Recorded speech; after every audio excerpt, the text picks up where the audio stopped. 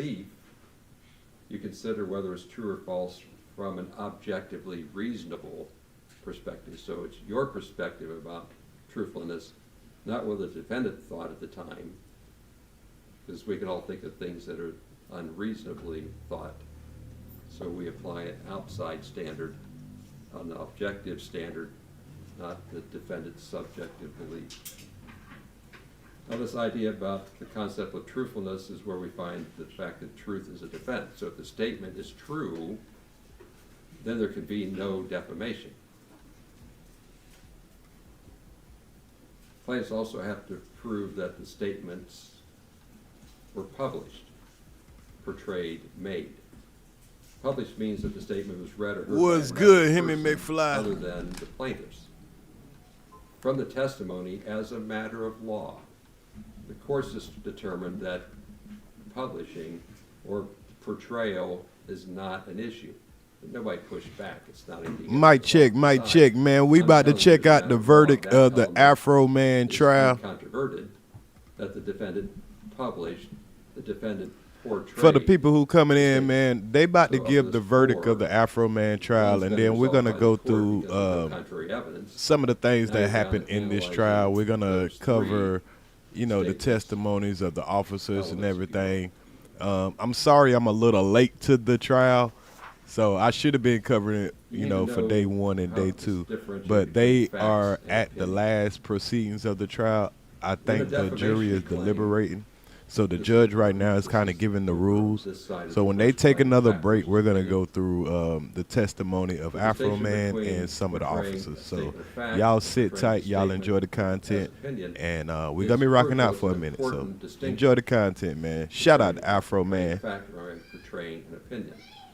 Only statements of fact can be the basis for a defamation claim. Statements of fact could be untrue, which is the nature of a defamation claim. If I'm expressing an opinion, there's no way to decide whether it's true or untrue, so you can't defame someone in expressing an opinion because there's nothing verifiable about it. It's an opinion. So a defamation claim has to involve an untrue fact. To determine whether a statement is fact or opinion, you apply these 4 factors in their whole text. You look at the specific statement, the language in the statement. Consider, importantly, whether that statement is verifiable or not. Then apply the general context. Like I say, he's giving the not only the context. he's giving the jury the guidelines of what a defamation case is. Start with the statement, is it verifiable? Consider the circumstances of the statement in its context, and then go farther out to the statement's circumstances in general. Look at the precise wording. Determine whether a reasonable hearer or listener. Henry, when will I see you again? I don't know, Abigail. All I know is that I'll love you forever. Kiss me one last time. All right, we got a commercial real quick. Hold up. This scene is made, and it's considered an opinion because it's not verifiable. There could be no defamation. If a statement is made and it contains verifiable information, then it can be the subject. You said they didn't raid his home home wrongfully? Is untrue. I don't know. They kind of did though. I don't know. I gotta see it again, man. It looked like they raided his home. Was portrayed to the public as a fact. They was looking. I mean, they raided it right, but the cut the man surveillance system out If you find that it's not a fact, after they didn't find anything, that was kind of wrong in my opinion. then the defendant. Cause I don't think they had to cut his surveillance. This is why I give it to you in writing. Okay, I forgot about that. And some of the man money was missing. Done. Those rules apply to that claim. These rules apply to the invasion of privacy false light claim. But for them to be suing him, Overlap the instructions. for them to be suing So him don't overlap all the first instructions. for what they did, Bucket, yeah, they did wrong for that. Separate set of rules. How you gonna sue a Person man? You who done tore up his invades the stuff. right of privacy of another person can be subject to liability and the harm that comes from invading that other person's right of privacy. So I'm about to pull up. Privacy is the right of a person while we waiting on him to read the jury. Right to be free from the unwarranted appropriation. While the jury is deliberating, y'all, we about to go over some videos of why they are suing him. In such a manner as to outrage we're gonna see some of the or cause testimony mental suffering, some sort of shame of what or happened humiliation to the person. But he's reading to the jury what it is, Claims the defendant defamation violated his or her is. right to privacy by publicizing false information that places them in a false light in the public. Each plaintiff must prove that the false light in which they were placed would be highly offensive. It's a highly offensive place to a reasonable person. Not their subjective, but would a reasonable person find that they were put in a highly offensive place.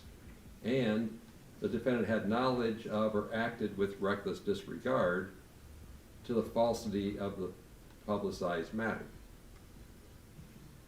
Reckless disregard, falsity, and actual knowledge are the same definitions from the first section.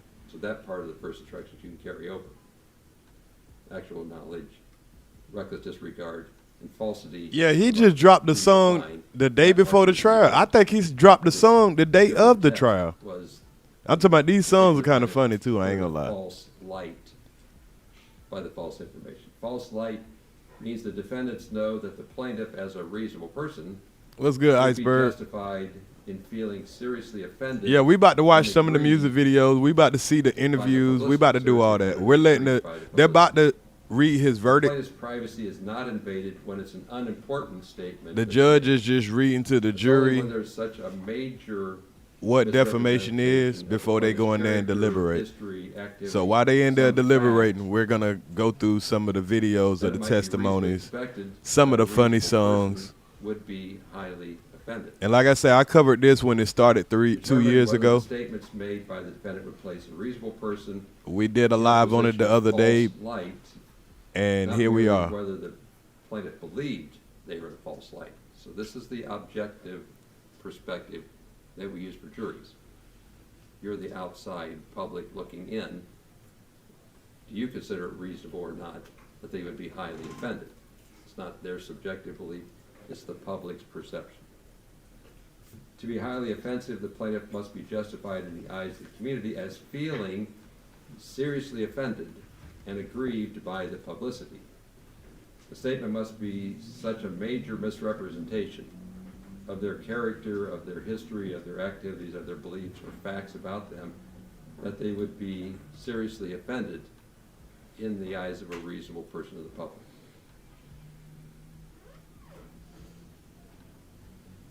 False has the same definitions I gave you, not substantially untrue. The fact versus opinion distinction doesn't apply from that, so you don't have to do the fact versus opinion analysis. If you find that any one or more of the plaintiffs proved all the elements of false light invasion of privacy, then you would enter a verdict in their favor. If you find that any one or more of the plaintiffs did not prove all the elements of false light invasion of privacy, then you would rule in the defendant's favor. So I So think you that get they 7 can individually sue. On false light, there's 7 determinations on. So one person might win their case, but the next person might not. So that's why he's breaking this down. If you find for a plaintiff on either one or both of their claims, then you go to the question of whether the defamation or the invasion of privacy caused damages. There always has to be a connection between the false statement and the damage, or the false light offensive position they were put into, and the damages. A person who seeks to recover damages must prove not only that the other party caused the harm, but also that the conduct proximately caused them injury. Proximate cause is an act that in its natural and logical sequence caused the injury. there was an example of the defendant could have caused, but was something else actually the cause, you have to sort out whether the person's injury came from the defendant's conduct or came from somewhere else. With regard to damages, Nah, they ain't that they purposes of don't like damages are to being compensate a plaintiff's filmed. injury, It's that he to the drugged them. reputation, He, you know, any kind of not monetary drugged them. I'm loss or sorry. emotional He made distress fun of them, with and a lot of them are compensation trying to say it to ruined their vindicate the reputation plaintiff, because to he help made restore videos their about them. reputation, and to dissuade Starting others off from with the publishing pound cake defamation video. statements or false But the statements. last couple of videos he made, If you I don't find know, that he any might have one pushed the or more boundaries. of the plaintiffs' claims should be ruled in their favor, then you have to have the greater weight of the evidence, a preponderance of the evidence about the amount, not clear and convincing proof about damages, but in your deliberations, slightly more evidence in favor of the amount to award is the test, the burden of proof. Take into consideration all the facts and circumstances and evidence, decide what amount of compensation should be awarded to each particular defendant, or plaintiff. Happy birthday, Mom Boss. Shout out to These Mom defendant Boss. types are examples for which you can award money. Harm to their reputation, including exposure to public hatred, public contempt, ridicule, or public scorn, and or loss of professional income and or out-of-pocket expenses, and or physical, mental anguish, pain, and suffering, loss of society, companionship, and friendship. Those are all eligible factors or categories by which to compare or measure damages. It could be that the award of damages is not easily determinable and you can't put an amount on it.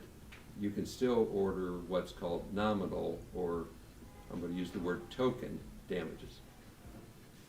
So if you find in favor of the plaintiff, then you have essentially the opportunity to go from 1 to wherever. Nominal or token would be the 1 or 10 or some low amount as a statement that they prevailed and entitled damages, but you're not bound by anything more than 1 in your deliberations.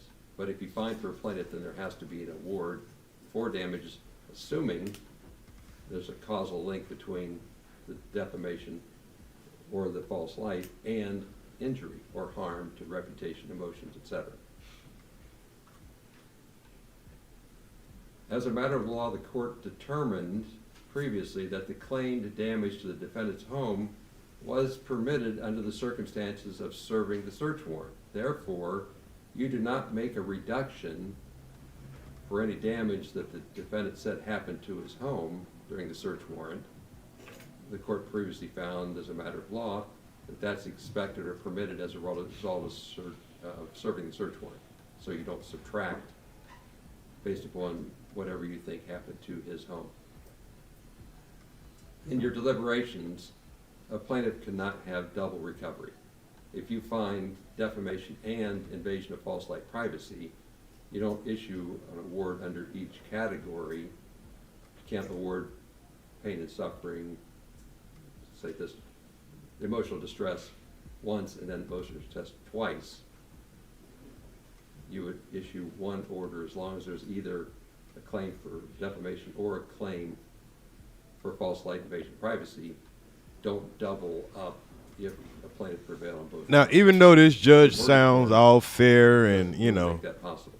even though this judge sounds all fair and dandy, y'all, Another concept that came up earlier was something called punitive damages. I already know that Your this is advice not that going to go punitive damages are not in Afroman's part of favor. the Do y'all know why? deliberations given I'm going to to give you. my opinion. This is only Never my talked opinion. about punitive Don't damages. sue me. Punitive damages Adams are County. meant to be punishment damages for This is conduct. not going to That's go in not part of your Afroman's deliberation. favor because they You're already deliberating what we call compensatory. they already dismissed his lawsuit against them. They didn't let him go to trial. They didn't let him get a fair trial and everything.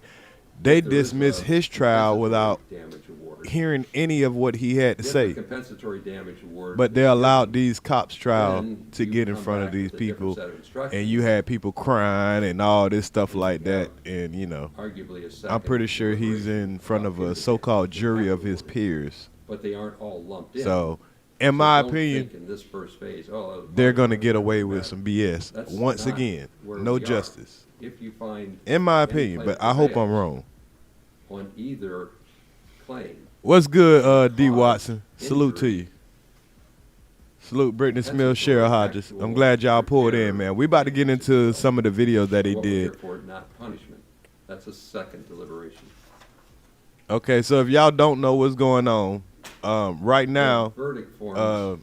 pretty much all the testimonies have been hard to given, understand once you know what and you're we're waiting on Each the verdict. plaintiff He's has telling the two jury cases. what to Page one judge is on, claim what to for deliberate on defamation. to give a defamation case. We, the jury, being duly impaneled, find. I'm pretty sure they're about to go on the then it break says so they can Sean go Cooley deliberate, or and we're defendant. gonna go through the Circle videos. one. We're gonna go through some of the testimonies and So you have everything. to So circle y'all whether hang the tight. defendant prevailed on Sean Cooley's claim for defamation. Then their signature lines. Regardless of that verdict, you go to the second claim. So the next form is, we the jury find in favor of Sean Cooley or defendant for the false light claim. The instructions. that Okay, so- basically now go to the next. Okay, so I don't think If we got to you listen find to what the for judge got to tell them and plaintiff on everything. either of the We'll first come two back forms, for the then you go to guilty or form number non-guilty 3, which version. is So damages. I think the first person we want Damages to one line, where you check put a out number in. to see their You can take notes. to You see can split their out, you can well, they calculate got a lady right side here by on you this one. get So to let's it. listen to the last But there's victim one line. before we go to any other victims. I don't know who this lady is, but we'll find the video that he made fun of her. So let's see what she testified to. Play some of Mr. Foreman's music from time to time? They do. You've worked with kids for how long? 30 years.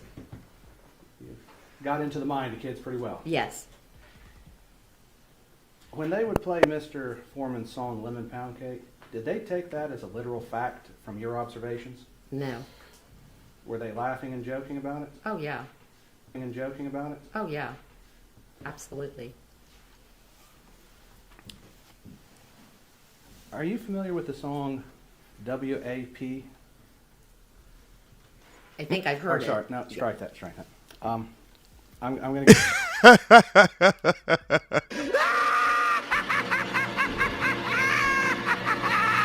Are y'all familiar with the song WAP?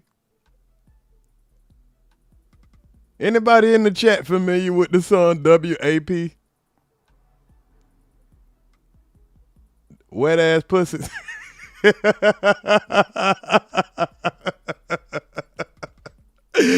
Oh shit! What that got to do with this? She like, nah, I'm not familiar with the WAP. Nah, she ain't had no WAP in a long time. Sorry. give you the complete song and then summarize it because I only want to say it once. Are you familiar with the song Wet Ass Pussy? Yes. Is that a rap song? It is. Has your students played it in class? Once, and I asked them to please turn it off. When they were listening to it, did they think that was fact? No. So they didn't think that that was depicting anything in real life? Somebody told me, I was looking on Twitter and they say, man, if you ain't looking at this Afroman trial, you don't know what you missing. This shit is hilarious. I say, man, I've been meaning to go over it, but we've been going over all the bullshit in the sector. So I was like, man, okay, I ain't gonna deny my people this comedy. So I didn't know I didn't know it was like that today too. No. So you didn't have to teach them that wasn't real? Right. No, I did not. You ain't teach the kid that wet ass pussy ain't real? Shit. Nah, wet ass pussy is real now. You've heard the song, correct? Mm-hmm. Yes. Do you believe it's a literal interpretation? No. Would you agree it's derogatory towards women? No. Even though it says nasty things about them? Yeah. No. I mean, I mean, yeah, I got some wet ass pussy. Nah, I mean, it's not false. I mean, I got some wet ass pussy. I'm just saying it's just not appropriate for the school.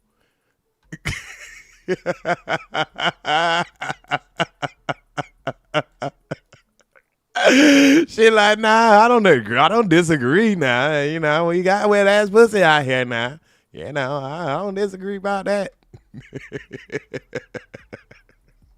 It's the artist's opinion, I guess. That's the way I feel. Maybe not an opinion you like, but Yeah.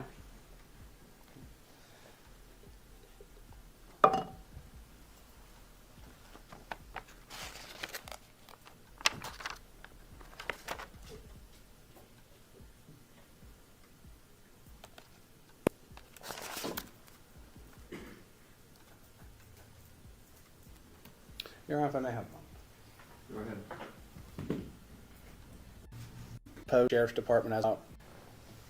So, Ms. Grooms, has Mr. Foreman's posts about Sean or any of the general posts about the Adams County Sheriff's Department as a whole affected your life any at all? No. Would you believe it would have affected your life while you were married to Sean? If it had any effect, I guess that would be the time it would have an effect. But as his spouse, you would have expected it. Yes. Okay. And Okay, so she is the spouse of this guy that he calls Sean. What's his name? Shine Grooming. This is an officer, so I think that's who this woman is. She's the officer of this guy, and we'll get into his video. I think we watched this on our last video. How his wife left him because, you know, of the situation. So we're gonna check that out in a second, and we're gonna check out Afroman's testimony. He got on the stand himself. I don't want you to go into too many details, but is it fair to say that Mr. Foreman, the posts about the police department and everything had not a damn thing to do with your relationship between you and Sean and why it came to an end? No, it did not. Oh, that fucked him up, because he's claiming that he lost his wife because of the video. And the woman said, nah, he couldn't handle this wet ass pussy. So, you know, I had to leave him. So the posts never affected your life, never affected your marriage? No. Okay. So any statement to the contrary would be false? Yes. Okay. Thank you very much. No further questions at this time, Your Honor. Cross-examination. Thank you. Okay, so that was Afroman's lawyer. So here's the defendant. Here's the other guy's lawyer.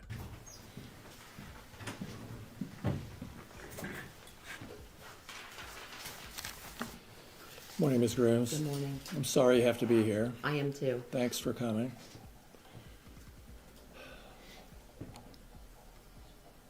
Where to start? You never sought a protective order against your ex-husband, did you? Yes, I did when we divorced. The divorce, yes. I Did had a you? restraining order. Did you got a restraining order? Yes, I did. Imagine your husband being a police officer and you got to get a restraining order on him. That doesn't look good for the husband that's a police officer. And you're proving that he's a liar, because he's acting like that. What Afroman did messed up his marriage. Were you aware of the posts that were coming out after 2022 about the sheriff's deputies and calling them thieves and that sort of thing? Did you ever see any or hear any of the songs? Some of my students referred to it and they would say, I saw your husband in the video. And I would say, yeah, that was him, and turn around and walk away. I didn't elaborate on any of that, no. And Why? they didn't either, Why didn't you elaborate on because I didn't think it was the student's business. it? Okay. So they had seen your husband in videos? Yes, And did you tell your husband about that? About, that your kids had mentioned it? no, it was just a mention and that was it. Okay. Did you ever, you saw the posts yourselves or videos yourself, or did you just hear about it from kids? I saw part of it and then I heard about it. Okay. And did anyone else in the community ever say anything to you about these videos or posts? No. Just your kids? It's my students in the school. Students? Okay.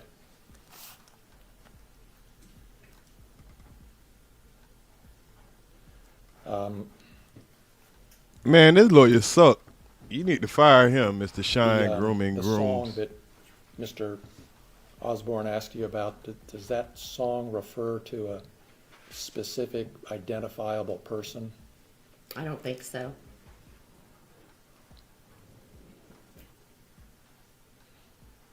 Those are all my questions. Thank you, ma'am. Oh man, fire his motherfucking ass.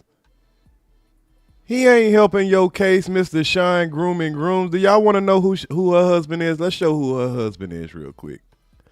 This her husband real quick, and this is the video, you know, that he didn't like. This man is a genius, man. Afroman will go down in history, y'all, for how he did these cops that did him. Now they trying to act like victims because they raided his house, stole his money, allegedly, didn't show any remorse, treated him like a nigga, treated him like a thief. I mean, like he did something wrong, and they the ones made the mistake. So let's look at the video that pissed them off. This is her husband, her ex-husband.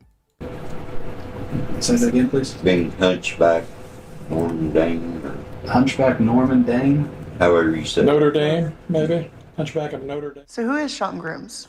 Sean Grooms is one of the police officers. What's up, intervention?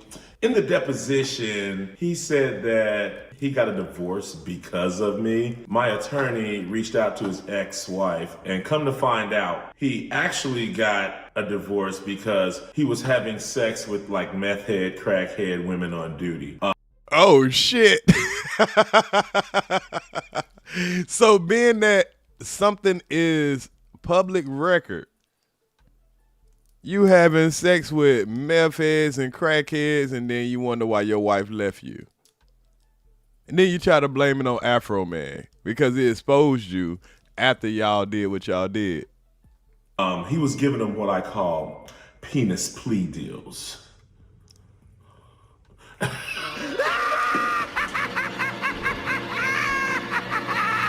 Explain that to me. I had recently got divorced. Did she divorce you solely because of this? Not solely, but What did she say exactly that this played into the divorce? she was tired of hearing about it. People asking her, was her husband a thief? Or how could he do something like this? Or Sean, she's a Sean, grooms, girls, high on shrooms, drops, his fruit of the looms, and cheap, hotel room. Then he bang, bang, ding, ding, dong, fucks him with brooms. Sean Grooms. Sean Grooms, girls, high on shrooms, drops his fruit of the looms, and cheap hotel rooms. Sean Grooms, girls, high on shrooms, drops his fruit of the looms, and cheap hotel rooms. Then he bang, ding, ding, dong, fucks him with brooms. Sean Grooms, blame me for his divorce. Not his divorce. But his ex-wife Rhonda said he was having too much intercourse. Sean Grooms, what is he doing now? Is an Adams County cop. Oh no. He has sex on duty. Not on duty. With every drug addict he stops. Alright, baby, spread 'em. Natasha Purden buck naked in the street. She was dancing alone. Not for long. Sean Grooms pulled up. Then he gave her his bone. Oh no, not the nightstick. Sean Grooms, girls high on shrooms, drops his fruit of the looms in cheap hotel rooms. Sean Grooms, girls high on shrooms, drops his fruit of the looms in cheap hotel rooms. Sean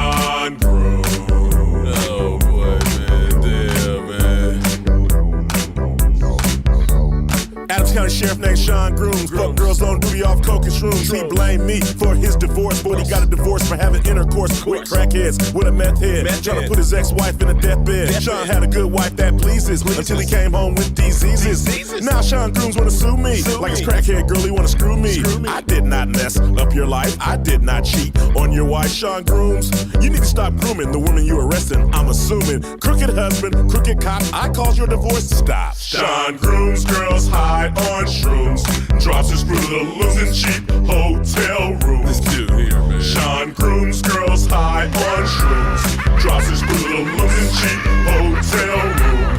Sean Grooms, Sean Grooms, Sean Grooms, Sean Grooms. On my head, he placed a bounty cause I named him the Hunchback of Adams County. What do you call a cop that stop crackhead women then make them drop their panties? So a pig can squeal the penis plea deal.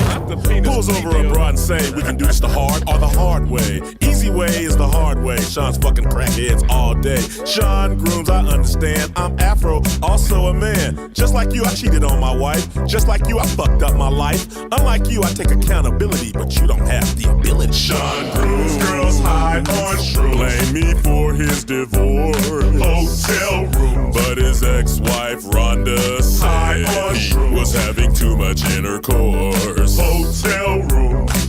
Sean Grooms, girls high on shrooms. Is an Adams County cop. Hotel room. He has sex on duty. High on shrooms. With every drug addict he stops. Don't touch me there.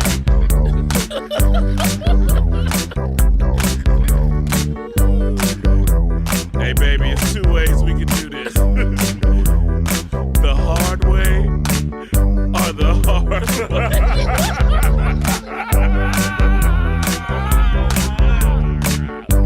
Either way it goes, it's gonna be hard. Ma'am, can you explain what happened? Yes, I was groped and groomed by Sean. He wore his utility belt with his fruit of the loom. Hey baby, it's gonna get harder, harder, baby. If your woman's on drugs, don't let her get stopped by Sean Grooms. Sean, she's a Sean, grooms, girls, high on shrooms, drops his fruit of the looms, and cheap, hotel room. Then he bang, bang, ding, ding, dong, fucks him with brooms. Sean Grooms.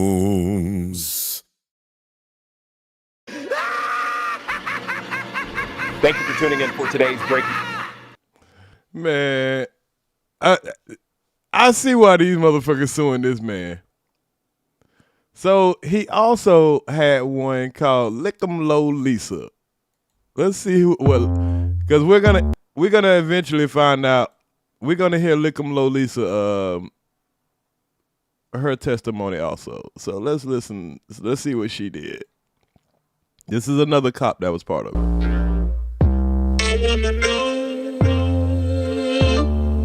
You said, do you love me? Love me, girl. Yeah. You said, do you love me?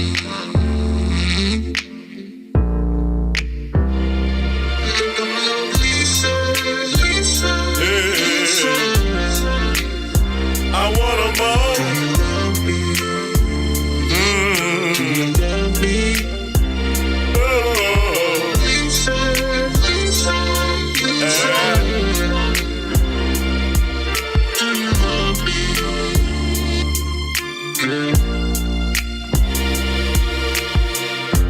Lick 'em low, Lisa. Came to town. She ate all the pussy all around. From Adams County to the 275. Lick 'em low, Lisa. Licking every pussy alive. Lick 'em low, Lisa. Lick 'em low, Lisa. Eat pussy like pizza. Oh no, stop. Stop it. Lick 'em low, Lisa. Eating pussy like pizza. Man or a woman, You really don't know her. I notice her voice is a few octaves lower. She's not too ugly. She's not too fine, but she's not too fine. Might whip out something that's bigger than mine. Lick 'em low, Lisa. Lick 'em low, Lisa. Eating pussy like pizza. Lick 'em low, Lisa. Lick 'em low, Lisa. Eating pussy like pizza. Lick 'em low, Lisa. She raided my house. She disconnected my cameras. Then she went down on my spouse. Oh shit! Now this might be where he got in trouble, because if he said that she did something to his spouse, I mean she might have did though. I don't know how true it is. We about to have to check out Lick 'em low, Lisa. He didn't commit a crime, but they saying it's defamation. They saying that, you know, he ruined their reputation and all that shit. But if what he's saying in the songs is true, it's just that y'all don't like that he highlighted it. Y'all just being a little too sensitive.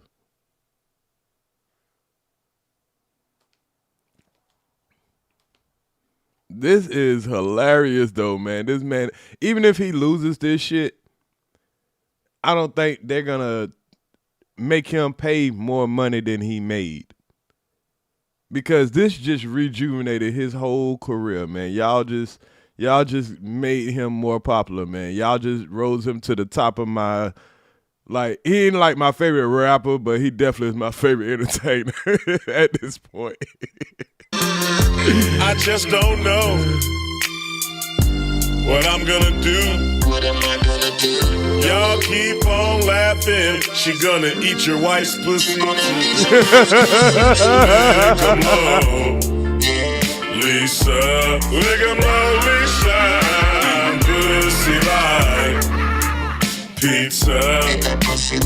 Sometimes she won't lick 'em low. Lisa. Lick 'em low, Lisa. Eating pussy like pizza. Y'all, I think they said she started crying in court when she seen this, and I think I got the video where she started crying in court.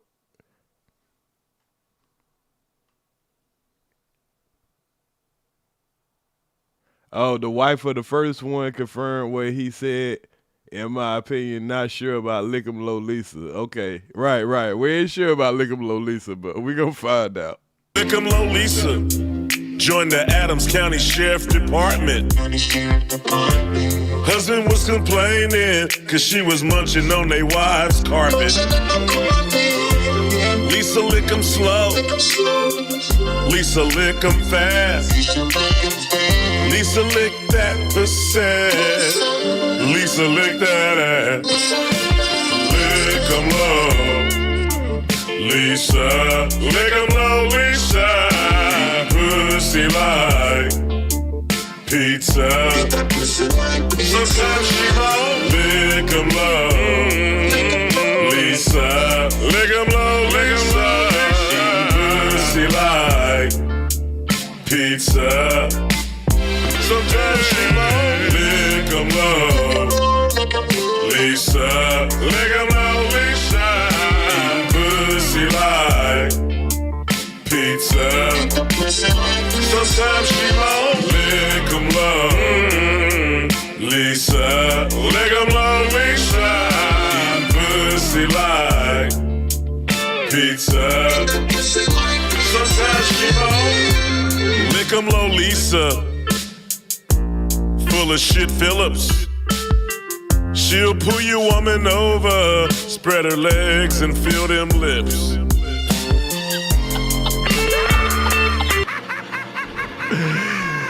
Hey man, oh my God, I see why. Oh man, but they was big mad.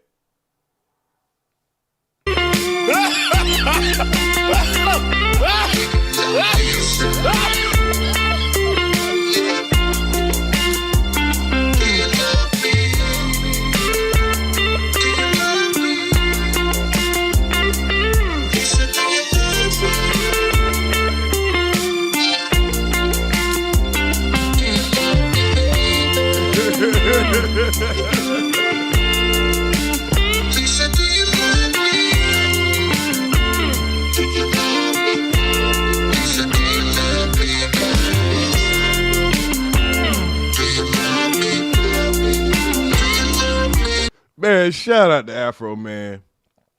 I know he ain't gonna flag me for this. Afroman, you're a real cool dude. Cause when I played the video, the pound cake shit, and I look, and it actually don't give you a copyright. Well, it tells you it's a copyright, but it's in green. It's not even shared. So he's actually letting people share this. So shout out to Afroman, man. One of my favorite rappers now. I mean entertainers, cause I don't really consider him as a rapper. Yeah, there's part of his stuff, but you know, when I look, it didn't take no effect on my channel. It still gave it a green as far as being shared. That was the lemon cake. I don't know about the rest of them, but I mean, it's all his original music, and I think he wants people to share it, which is a smart thing to do.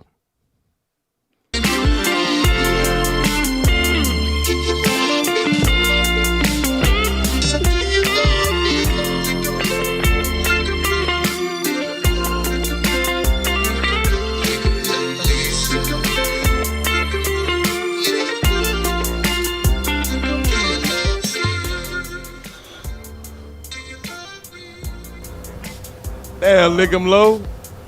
The client dancing in the driveway. Damn, boy, she rugged as a motherfucker, boy. She mode, you know, her voice about deeper than mine. Singing how I look pussy. I need to learn how to count how many pussies I get. You know, this has made it on. To where I have to swallow it because of you. Things that's being said. Are you Lieutenant Licking Low, Lisa Phillips, Pussy Licking Phillips? I'd like to go to Walmart and be called a guy because of your voice.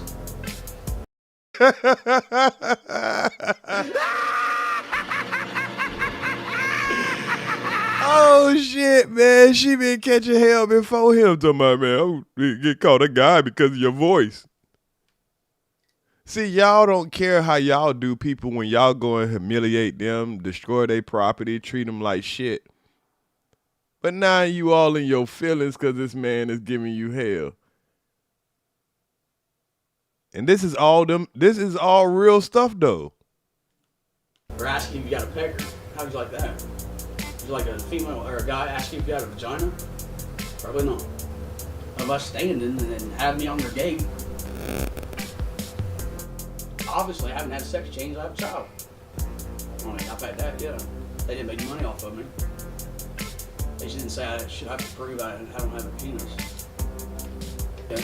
I was on my way to work one morning, right in Panhandle, stopped at the stop sign. The commissioners had a contracted crew that was working in Panhandle. I get hollered, Lieutenant Lickum Low, Lisa Phillips. You want calls or you only have to be working to get a holler from Lieutenant Lickum Low, Lisa Phillips, pussy licking. I'm not a crooked cop, I'm not a thief, and I sure don't have a penis.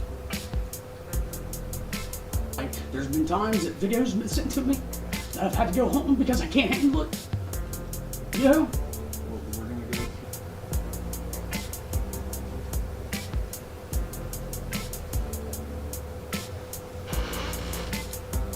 All right, y'all, let's find her in the trial, y'all. That's too funny. That is too funny. Let's find her. Let's find her in the trial. Oh, man, this is too hilarious, y'all. This is fucking too hilarious. I don't know if she was on the first day or the second day. I made a list of, I made a playlist of the trial days. I can't find the first day, and hopefully I'll be able to find it before. I think the first day was just opening statements anyway. So, okay, here's one cop, his testimony. I think this Shine Grooms. He's trying to act like he's crying and shit. So let's find Lickum Lolisa real quick. I want to see her. Somebody showed me something, and she started crying, I think. So hold up. No, that's Shine Grooms right there. So we're going to look at Shine Grooms too. So I think all the cops testified on the second day.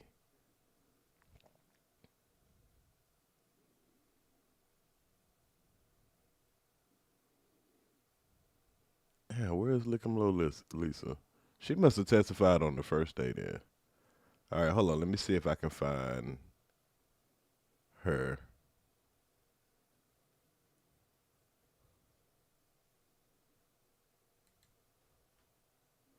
Okay, so here's day one. So we had opening statements. And let's see if she's coming up the first day.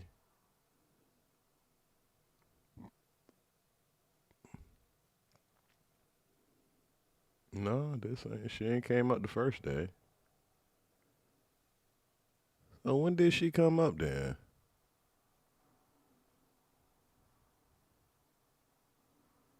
So she didn't come up the first day. Second day, she must have came up on the third day. She must have came up today.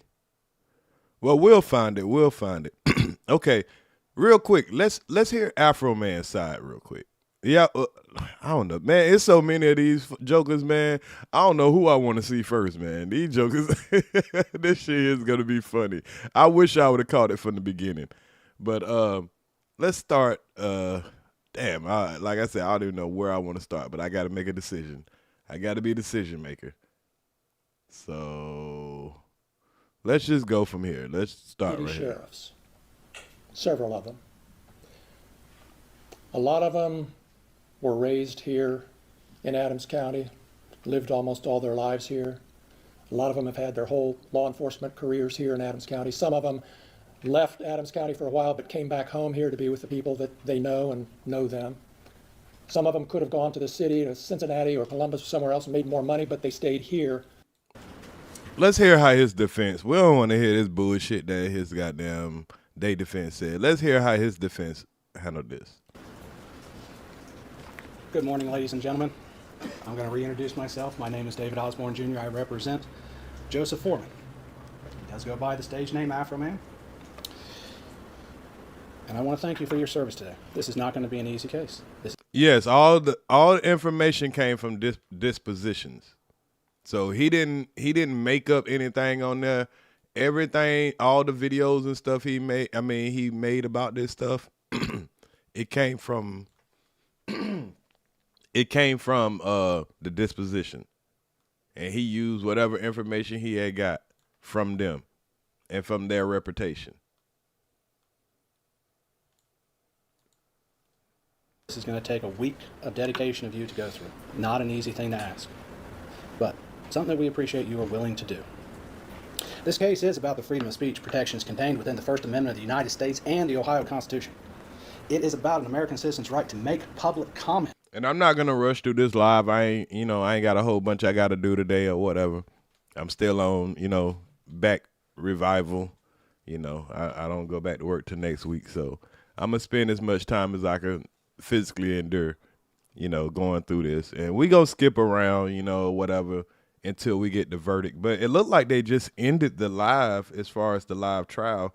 So I think either they're going to come back with another, with the verdict, or they're going to do the verdict tomorrow. So that's a good thing. So we get to catch up before we get the actual verdict. About the actions of public officials, actions that took place in his own home, actions that took place within his home were part of his artistic, creative expressions. And Americans maintain a right to criticize, to mock public officials. And that includes law enforcement officers. On August 21st of 2022, Detective Brian Newland drafted a search warrant. That search warrant was based upon an interview conducted with a confidential informant. That confidential informant gave Mr. Newland information, he put it in a search warrant, and then he went and he saw Judge Roy Gabbard. So they had a confidential informant who probably was some kind of dopehead or some shit. And they probably just, they probably was trying to get off on some stuff that they was, that they did. And being that he's probably in a small town, they was able to go get a search warrant talking about this man had, kidnapped victims and pounds of weed. And okay, cool. Y'all went and did your job. You tore up the house or whatever. But when they didn't find anything, the violation of this man's rights by, you claim you miscounted his money, but if 4 or 5 officers counted the money and you still miscounted, all of y'all need to be fired because y'all are too stupid to do your job. Plain and simple. Then you disconnected the man's surveillance videos after an hour after you did the search, and you found no victims, found no drugs. You had no reason to disconnect this man's surveillance system. For one, you tore up his gate, you kicked in his door and all that, and after you didn't find anything, you should have an obligation to reimburse him for his damages. And Roy signed it. From there, they went to execute him that very same day. Officers from the Adams County Sheriff's Office, 7 of the 10, descended upon Mr. Foreman's residence with a hastily prepared search warrant. For a man who's famous for a song that said, "I got high," the amount of force used was excessive, to say the least. After all, based on the song, a bag of Doritos would have been enough to take him out. But they deemed it necessary to not only go to his residence with assault rifles, body armor, and even a riot shield to execute their search warrant. Okay, turn up, big boy. I like big boy. And all that led to a destructive search of Mr. Foreman's residence. Deputies searched Mr. Foreman's home, every one of his outbuildings, behind the couch, under the hood of a car. And you know what they found? A couple little joints, which, let's face it, because I got high, that was expected. And then they found cash. His cash, not theirs. His. They seized all that. It was cataloged, returned to the office by Brian Newland. Newland then does what's required by law. After you search, you have to return a thing to the court that says every single thing you seized, a return on your search warrant to tell the court what you took. In that, he puts a number for the amount of cash that was there. Now, Mr. Foreman, well, let me back up, because there's something I forgot during the search. For a search for marijuana, or whatever was in the search warrant, we'll introduce that later, they disconnected his security camera system. He has a security camera system in the house. He's had break-ins before. Most Americans, he has a security camera system. Yet in the middle of their search, they disconnect it. They say it's going to be because they wanted to take it for evidence. But you know where that evidence ended up? On the couch over there. Just disconnect it and leave it there. Now, what precipitated next is the primary focus of the lawsuit. Mr. Foreman did what he's done through his entire career. He took his life experiences and turned them into music, social commentary, and artistic expression. After all, one only need to look at the song, Because I Got High. The lyrics are there. I was going to clean my room because I got high. He was rapping about his life then, and his posts are talking about his life and his experiences. During the search of Mr. Foreman's home, deputies' actions during the search were captured in 2 places. One, the security system of Mr. Foreman. Joe's security system was active until they cut it. You also have body camera footage. Now, we don't have body camera footage for all 10. Not everybody was wearing body camera, but the officers that did, there is body cam footage. And he used this footage from both those locations to make his music videos. He posted them on social media, like Facebook, YouTube, Instagram, and even TikTok. The plaintiffs decided they did not like what Joe had to say about him, or how they portrayed him, or how he used the footage of their behavior as their job as law enforcement officers, as public officials. Our client was wrongly blamed. Man, yeah, he doing a good job as far as explaining. Now, to be fair, we didn't listen to the officer's lawyer, but we could tell how he questioned the other guy. I mean, the Shine Grooms guy, that he sucks, in my opinion. But we're gonna, we'll get into it. We got time. Their response was to sue him in order to silence his freedom of speech, threaten his livelihood. After all, have you ever heard of a law enforcement officer suing a person for making a social commentary on them? Or have you ever heard of an officer suing anybody because someone said they didn't like what they had to say? Officers deal with it all the time. I dealt with it during my election. You don't sue people. You respect the freedom of this country and move on. And that's a fact. Like, people say stuff about Trump all the time. People say stuff about Kamala all the time. I mean, think if Kamala would have went and sued everybody that had some crazy stuff to say about her. Everybody sued Trump for how he speak on them. Like, come on, bro. That's the part of America that everybody like, the freedom of speech. See, these people, they love the freedom of speech. They love the Second Amendment.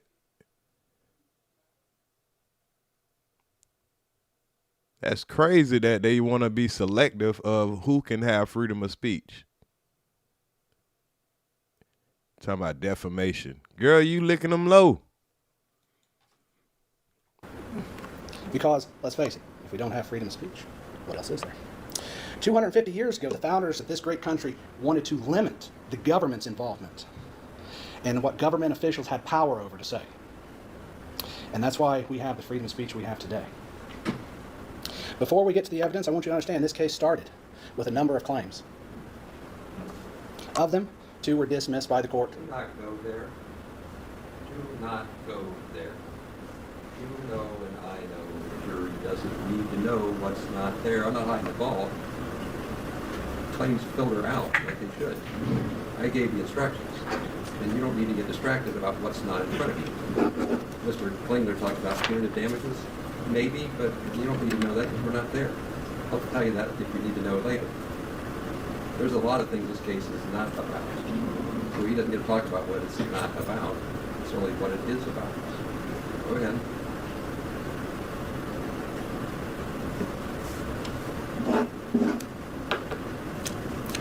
Forgive me. I have to readjust my opening slightly. It should be noted that public officials, such as these gentlemen and Ms. Phillips over here, are held to a higher standard than an ordinary person. They're public officials. They are expected to be criticized and mocked. The evidence will indicate that Mr. Foreman created songs with titles like Will You Repair My Door? Lemon Pound Cake. These songs went viral, yes. People connected with the message and understood what Joe was trying to say.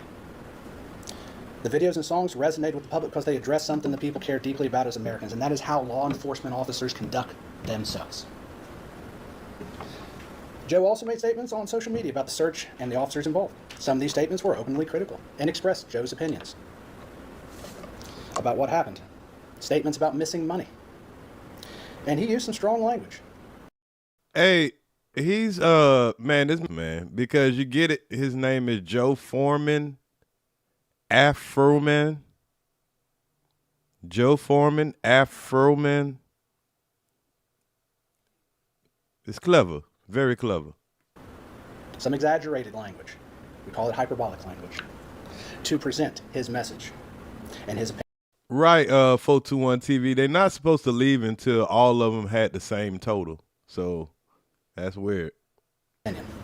But all these statements were a matter of public concern as well as statements about his personal opinions. The experience of law enforcement officers executing a destructive search warrant is well beyond question, as it is a matter of public concern. The plaintiffs are going to point to specific statements that Joe made. They're going to claim these statements are defamatory. They are going to attempt to remove them from their context. Statements aren't in a vacuum. There's context. If you get called a name, if my wife yells at me, there's probably context to it. That context is what we're going to show you. Because if you look at those statements in isolation and simply ignore the conduct that sparked them, you can't understand really what was going on. You'll be asked to forget much of that context of the statements. At least not the, I should say the least of it is that the plaintiffs are public officials and the public has a right to criticize them. The evidence will show that Mr. Foreman's statements fall into three categories. The first, many of these statements are his opinions. Opinions are not assertions of fact. They are Joe's subjective views about his encounter with these public officials and the execution of their duties. The First Amendment protects the right to express those opinions, even if they're harsh, even if they're mean, even if the person who is the subject of them hates them. They are protected. Second, many of the statements are exaggerated, rhetorical exaggeration, as you might expect from a musician. After all, if you didn't have Because You Got High, if I said I just didn't want to clean my room, no one would have bought that song. You have to exaggerate something. You'll see he used colorful language, sarcasm, and satire. No reasonable person would have understood these statements to be literal assertions of fact. For example, Mr. Foreman created nicknames and made comparisons to cartoon characters. No reasonable person would understand those as a literal assertion of fact. That is a rhetorical satire flourish.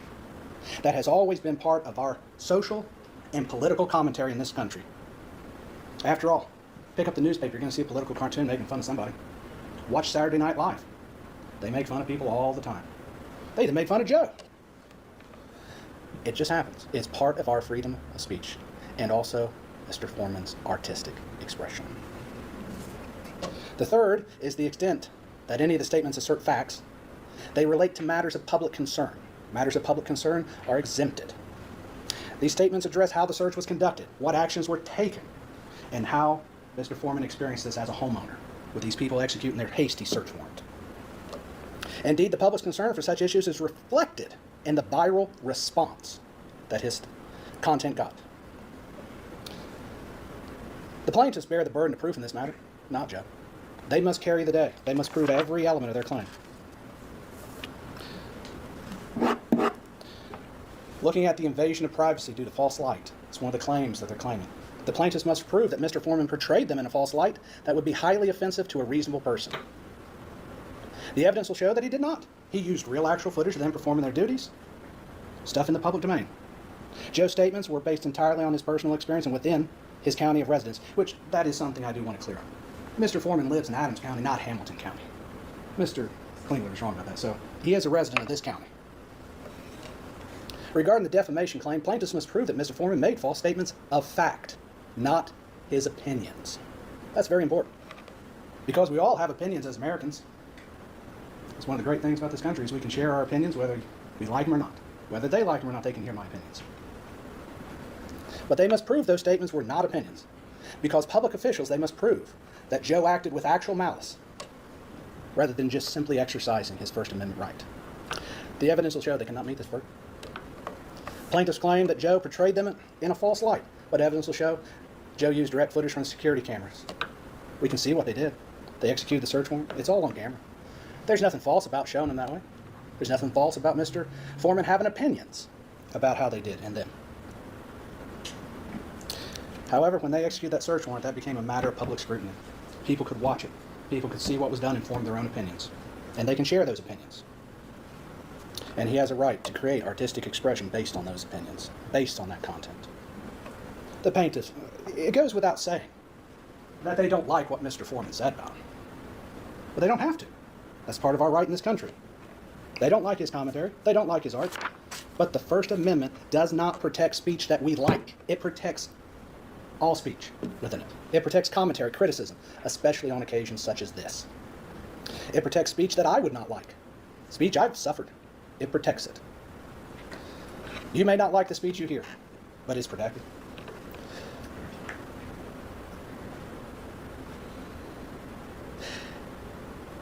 Throughout this trial, you'll hear testimony and see evidence that demonstrates several key points. You will see the actual videos and social media posts Mr. Foreman created.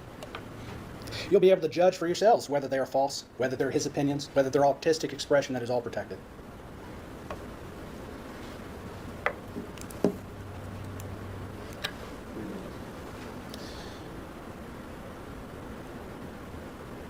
It's about the right to comment on criticized public officials without fear of retribution, without fear of getting sued.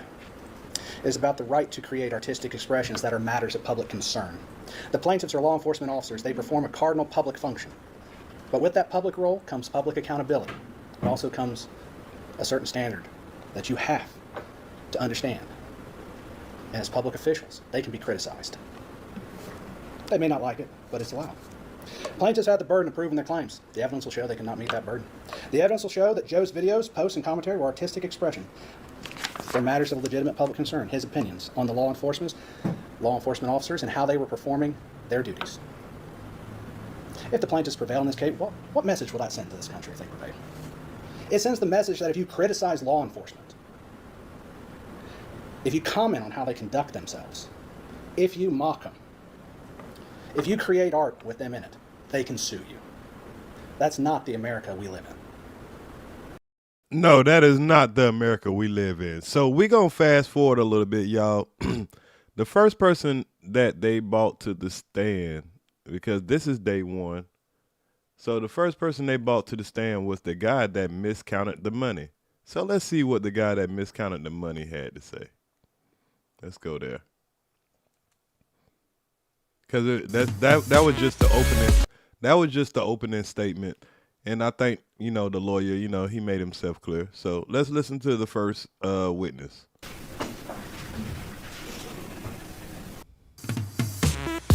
This is to the first witness, and this is the guy that miscounted the money.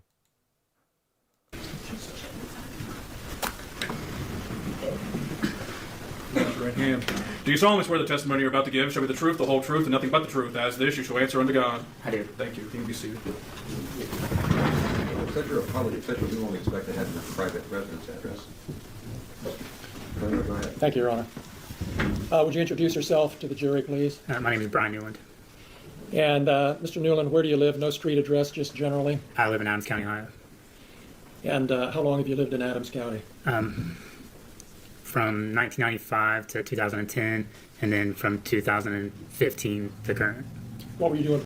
Oh, man, what the hell is going on with this man's voice? Damn, I don't want to get sued for my freedom of speech, but boy, you sound like you lick lollipops with your, with your booty tooted in the air, like Whack 100.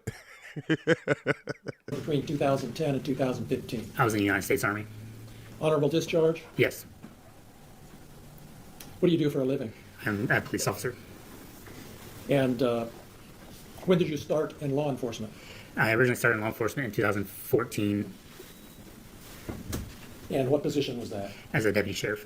Where? The Adams County Sheriff's Office.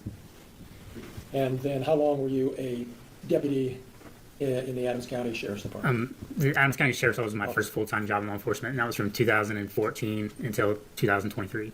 All right. And why did you become a deputy sheriff? After I got out of the military, I just wanted a job that I thought would be exciting, something different, so I chose law enforcement. Do you have family here in Adams County? Yes. Can you tell us who? All my family's here, my kids, my grandparents, my mom, my brothers, cousins, aunts, uncles. Did your children go to school in Adams County, or do they? Yes. You were involved in the execution of a search warrant back in August of 2022? Yes, I was. And I want to take you back to the night of August 21st, 2022. Were you part of a team that searched Mr. Foreman's home? Yes. What was your role in obtaining that warrant? I prepared the search warrant based off information I was provided, and then I met with the judge and the prosecutor at the time. So you the one that, pretty much targeted the man from the beginning. I served the search warrant. And was a warrant approved? Yes. Can you tell us where what the subject of the search was? The property of the search. It was the residence of Mr. Foreman. I believe the address is 1699 Russellville Road. Okay, that's here at Adams. Why they get to put that man address on a live? Wow. That's damn near doxing the man right here. County, correct? Yes. But they didn't want to put the officer's address. Don't say your physical address. Just tell us if you live in the city. But he get to tell that man whole address in front of the whole world. That's crazy. Now, were the other plaintiffs here in the courtroom, were they also deputy sheriffs or part-time deputy sheriffs that participated in that search? Yes, they were. And was Mr. Foreman at home during the search? No. Were Mr. Foreman's children present during the warrant execution? No. Was anyone present other than you and your fellow officers? At the time of arrival, no. Was anything seized or taken from Mr. Foreman's home? Yes, there was some money and a small amount of marijuana and some miscellaneous drug paraphernalia. Why was the cash taken? It's common with any type of drug seizure. We seize the money in cases proceeds from drug-related sales or drug trafficking activity. But that's bullshit because y'all found a small amount of marijuana, a couple of joints. So you gotta seize my money because you found a couple of joints. What am I selling joints? Make it make sense. Was that money potential evidence? Correct. What was your role in seizing this cash, Detective? I'm sorry. Well, maybe I got ahead of myself. Was cash located in the property? Yes. Do you remember how much approximately? Approximately $4,000. And did you play a role in taking that cash? Yes. What was your role?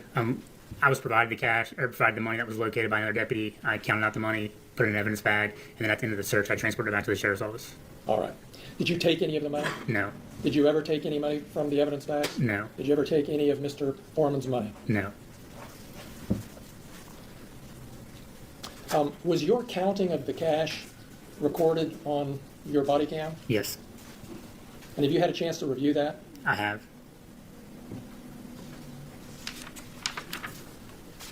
Has Mr. Foreman accused you of taking his money? Yes.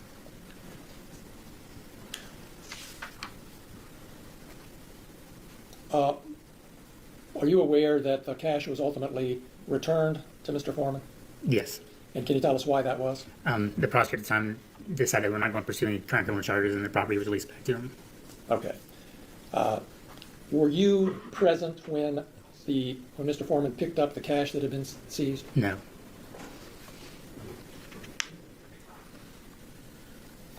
Do you know whether any press was invited to attend the return of this cash?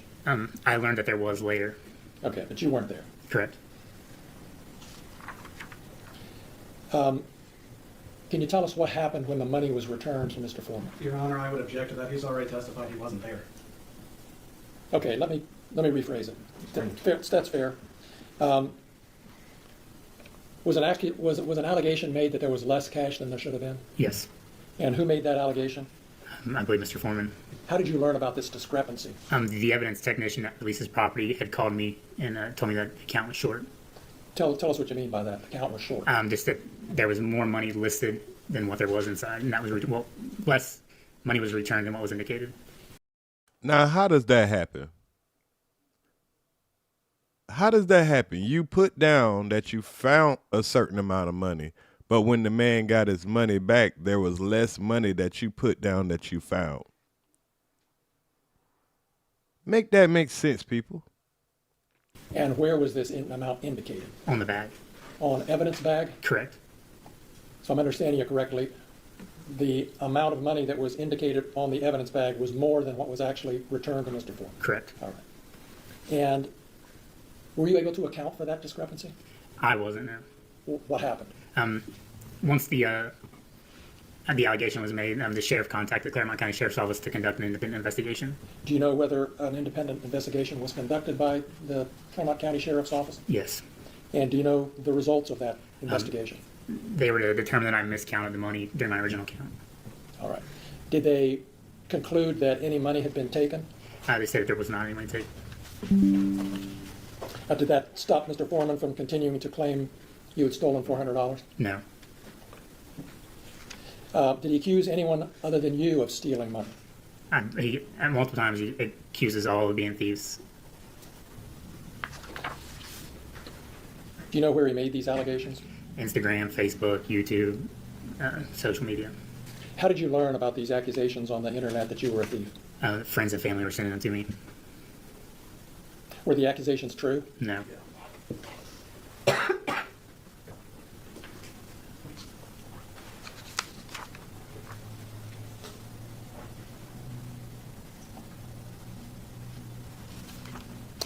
I think you said you've reviewed your body-worn camera from that night? Yes. And were you able to tell what happened? From what it appeared as if I began counting money I stopped to reshuffle money that was in my hand and then began counting again after putting money down. And there was, at some point, there was a discrepancy in the amount that there was and the amount that I counted. Was it a miscount? Yes. A miscount by everybody? Well, you need to lose your job, because if you can't count money correctly after you count it over and over, I mean, you can't count $4,000. Come on, bro. Now, were any charges ever brought against Mr. Foreman as a result of this warrant execution? I may have asked you that, I'm sorry. No. Sometime after the execution of this warrant, Detective Newland, did you become aware that Mr. Foreman had posted certain things other than being a thief about you on social media? Yes. And how did you learn about these posts? Friends and family were also sending them to me. Ms. Bradshaw, could we see Exhibit 16? Yes. You need to switch it to the other, to the fishing line. I'm right. So it can be, what is she wanting a card on? She needs to switch to left wall, I believe. All right.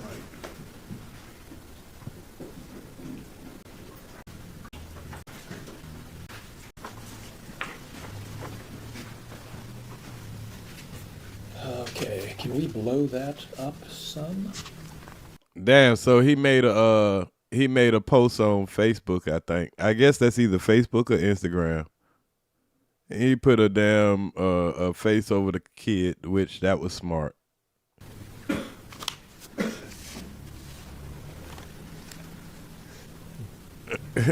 This is the uneducated, can't cap, pedophile. Ooh. I don't know about that. Pedophile, unless you got some evidence that this man's a pedophile. Oh, man. Yeah. Pedophile police officer that stole my money. His name is Baby Making Brian Child Molesting New Baby Mama Newborn Newland. Detective Brian Newland. I have a song coming out about him. The chorus goes like this. I pledge allegiance to the flag. Brian Newland is a flag he used to play with little boys. Now he plays with little boys. Watch your little boys around Ben Newland. He's very bold. He will fondle little boys' testicles and butt cheeks right in front of you in broad daylight. This is public service announcement. Stay safe. Damn. I mean, let's find out what he's been accused of. I mean, if he's been accused of it, but damn, that's tough. All right. Detective Newland, we're showing Exhibit 16. Can you tell us what this is? It's one of the posts from Mr. Foreman that I was sent about being a pedophile. And am I reading the date right? September 2nd, 2023? Yes. All right, the $1 million question. Are you a pedophile? And I'm not going to ask you to read it, but I will read. And the way you talk and the way you look, I mean, you look a little weird. I'm just going to say that. I don't want to get sued. Part of it, just to make sure it's in the record and that people are clear on what it said.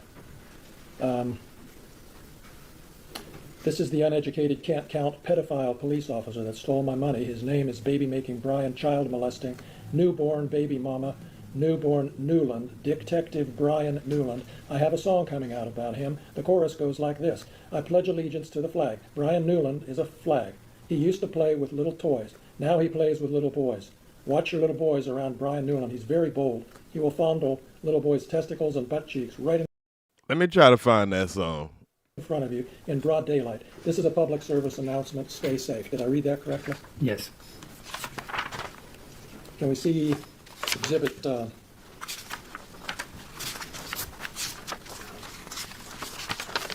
17, please?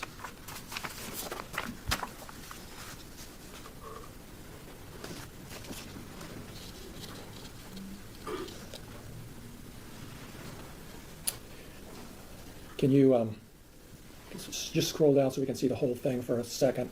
All right.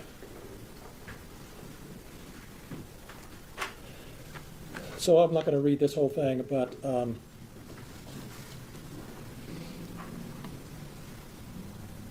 What's good, Carol? So sweet. I don't see a song on him though. I don't see a song on him. Maybe I'll find it later. it says, in part, if you pay me back the money you stole from me, I won't tell the world about your pedophile pilgrim family, you know, like your brother, that's named Will You Stop Sending Dick Pic Williams, a.k.a. William Newland. If you get arrested in Adams County, all you got to do is lie on me, and Brian will let you go. And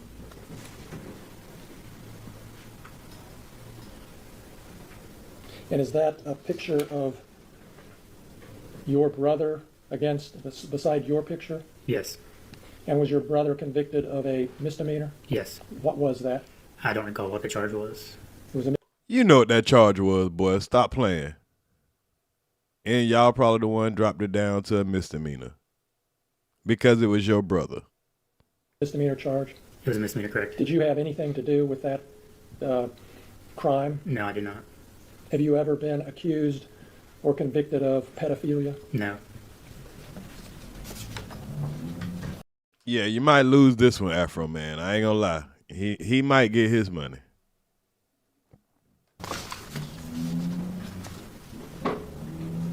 Let's look at, let's see, number 18. Is that a video? Yes. All right. Shall we play the whole thing? Or what, do we have, a clip? Yes. Okay, so they gonna play the song. He might have took this one down. He might have realized he fucked up with this one. Now, if I was a juror and the man didn't get charged or accused of pedophilia, I probably would award him for him. I'ma just keep it real. I mean, I like Afroman, but yeah, you can't do that, bro.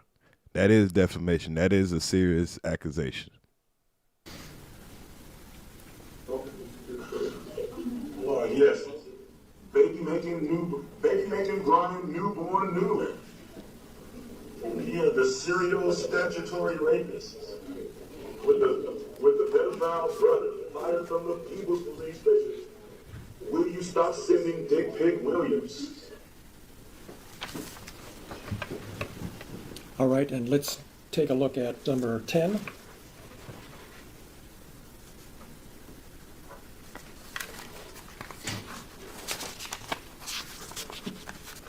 Is this a, yeah,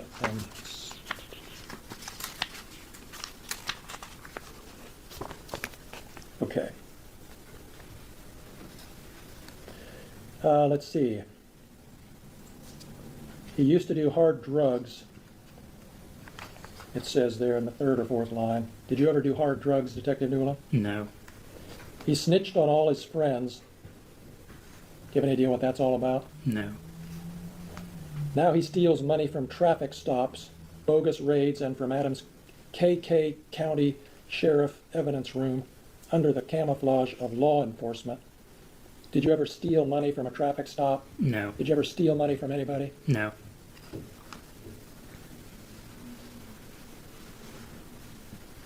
Then down below it says, baby making Brian Newland t-shirts on sale. You see that? Yes. Let's look at Exhibit 15, please.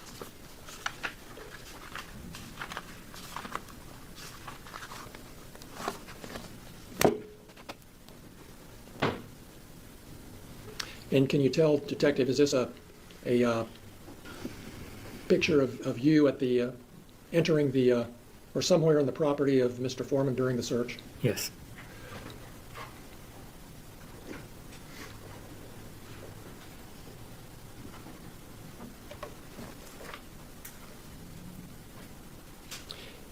And let's take a look at 14.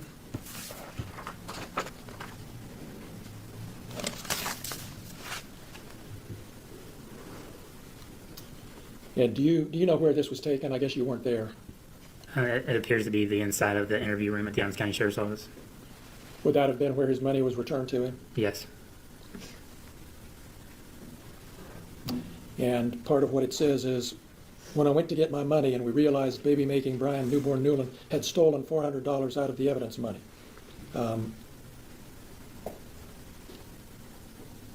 Again, did you ever steal any of his money? No. Let's take a look at Exhibit 15, please. Or did we do 15? Yes.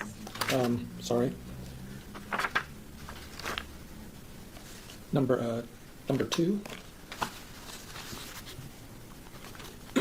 getting sued for telling the truth. Oh, okay, so they got the video, so I ain't have to go find the video. Okay. Objection. Yes, Your Honor, I would have an objection to this video. Tell me what it is. Your Honor, this objection to this video because this video, if I'm not mistaken, was published within the last 2 weeks.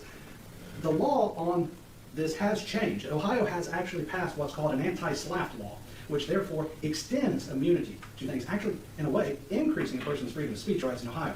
Thus, this evidence to be tried here would be tried under a completely different standard than when this case was started. Damn, okay. Now, this is the type of lawyer I like. Yeah, you can't try to use this video because y'all put your lawsuit out before this video was made. So you can't try to add this to the lawsuit. That law doesn't apply to this case, Judge, or this evidence. Your Honor, it would apply clearly. He has no analysis other than say that I submitted a written brief to the court on this matter. I think that was submitted Sunday. So, like, I'll note the objection, overrule it, allow it to be played. Got your objection down. Thank you. Thank you, Judge. Can you expand it a little bit or not? I cannot. So we can see the sign? Okay. Detective Newland, can you see what that sign says? Yes. What is it? Could you read it for us? They stole my money. Okay. Go ahead and play. Videos selling my truth and my proof. How can you take me to court when you stole my money and it's $400 short? You vandalized my property, and you filed a lawsuit properly. I'm a rapper, so I'm rapping. What? I can't talk about what happened. Videos I expose my cause. So what does that say? Sorry. What did you read? Could you read what that said? Yeah, Brian Newland stole my money. Brian Newland stole from my me. money. And that was just published in the last few days, as far as you know? Yes. Can we look at number 3, please? In suit for telling the truth and the truth. Posting videos, selling my truth and my proof. Same basis? Same basis on it, yes. Noted. Thank you. Go ahead. Can you take me to court when you stole my money and it's $400 short? You vandalized my property, I think that's and you filed enough a lawsuit properly. I'm a rapper, so I'm rapping. What? I can't talk about what happened. Videos I expose my cause of. And that was the same video, obviously. Does it tell where that was posted? It looks like this one is on YouTube. And the other one was Instagram? Yes. So 2 different platforms, same video. Yes.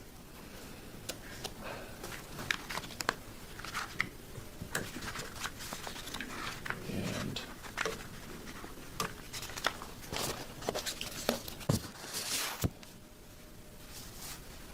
can we look at exhibit?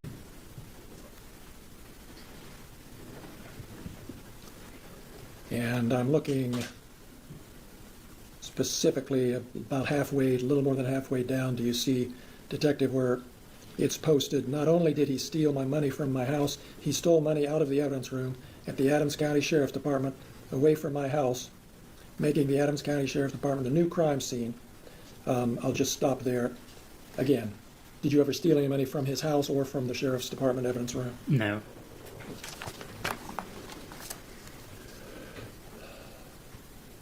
What's the platform? Can you see what that one was, Detective? I can't see on here. Yeah, I agree with you there, Carol So Sweet. Say he could have beat this if he did this,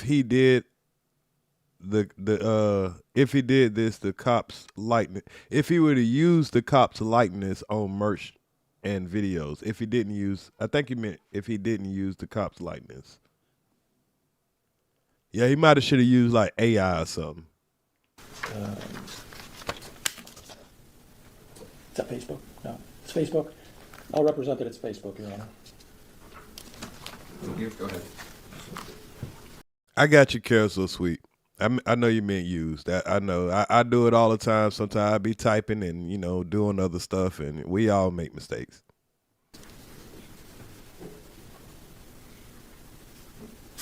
So, and we can take that down or whatever. We don't need to keep it up. I don't care. But I'm done with the exhibits right now. Detective, I just want to ask you, the first one we saw with you holding, it looks like a child with a smiley face. Yeah. What was that originally a photo of? That was from one of the shop with the cop events at the sheriff's office. Well, what's a shop with a cop event? It's where the community donates money, and then local law enforcement will take lower income children to Walmart and let them shop for Christmas. And did you participate in that event regularly? Yes. And do you know what year that picture was taken from? I don't recall. All right. And the little boy you were holding there, can you tell us anything about who that was? Not his name, of course, but who it was? It was just a cool little boy that got picked for shop with the cop and chose me to be his officer. Chose you to be what? His officer. And what did you do? Did you do something with him, shop with him, or what? We put him in the cruisers, turn the lights and sirens on, parade through town, and we go to Walmart and help him shop. And we come back to the fire department or wherever and help them get their toys ready or play or, and feed them pizza, stuff like that. And you did that more than 1 year? Yes. And that was a photo that Mr. Foreman or somebody on his behalf took and used in that pedophile posting? Yes. So, Detective,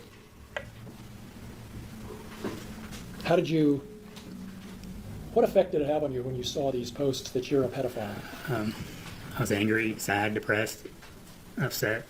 Why were you sad or upset? Isn't it just somebody exaggerating or making jokes or making a comment? I didn't find it funny at all. I work in law enforcement, I have kids, have friends, family. I was involved in the schools, and then I'm being blasted all over social media for the entire United States to see that I'm a pedophile.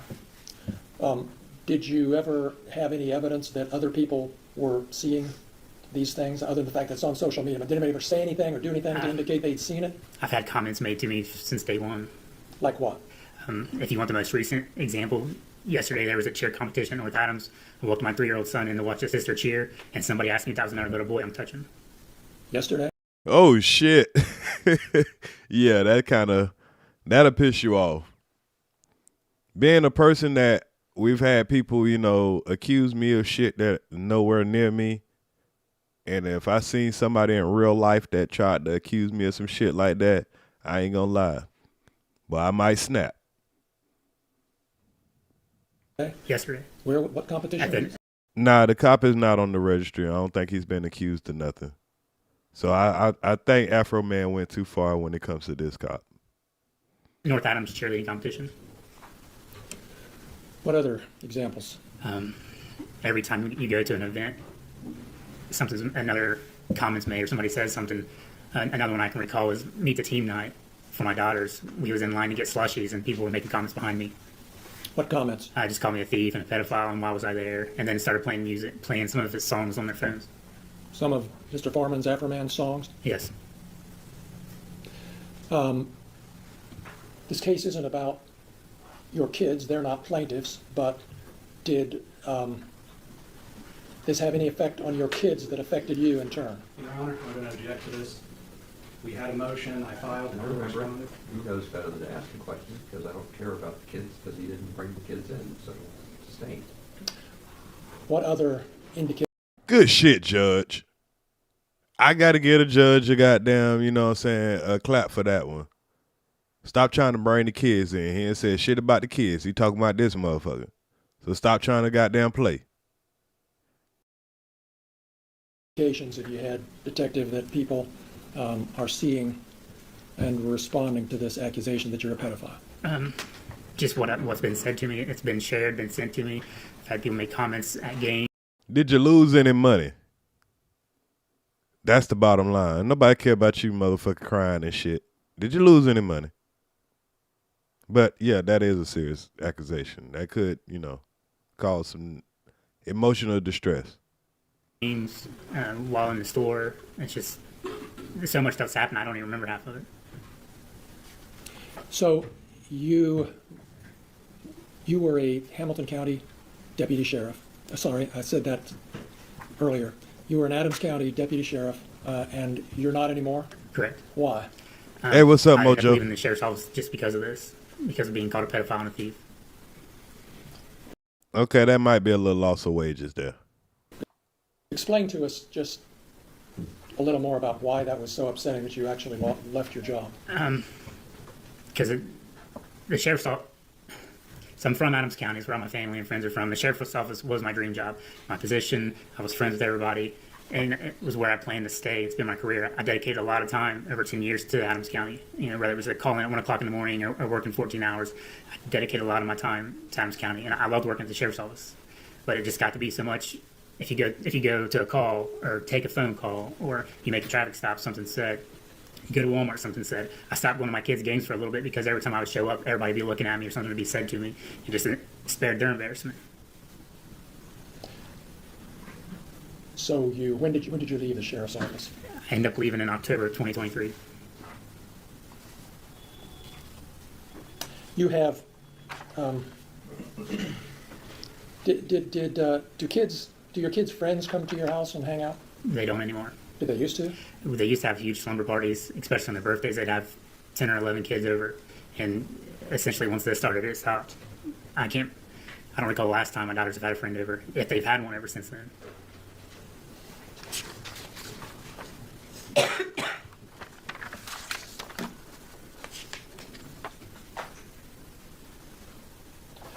Detective, did you ask Mr. Foreman to take down these posts? I didn't personally. Did you through your attorney? Yes. And have they been taken down? No. Are they still there? Yes.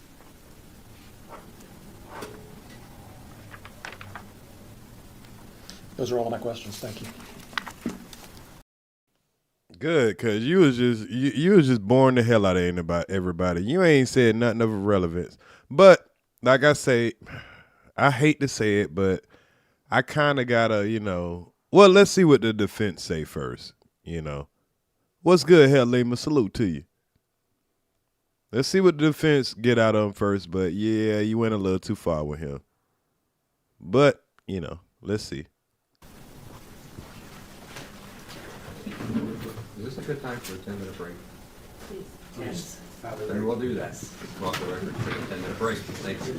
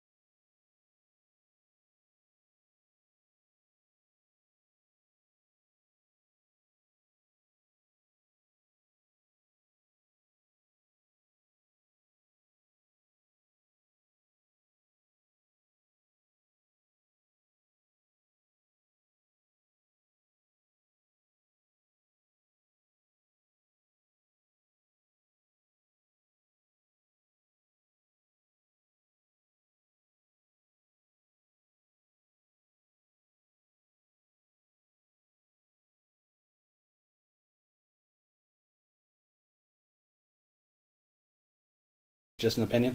Yeah.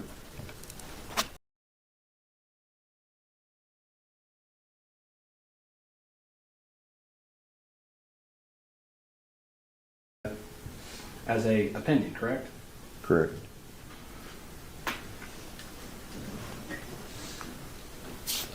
Would you agree that when someone calls you a thief, it might be supposed to anymore? Well, when he's sitting there making accusations against the organization that I, at that time, was working for, destroying community trust, all based off of a lie, that's what ultimately stopped. And that's community trust in the Adams County Sheriff's Department, correct? Yes.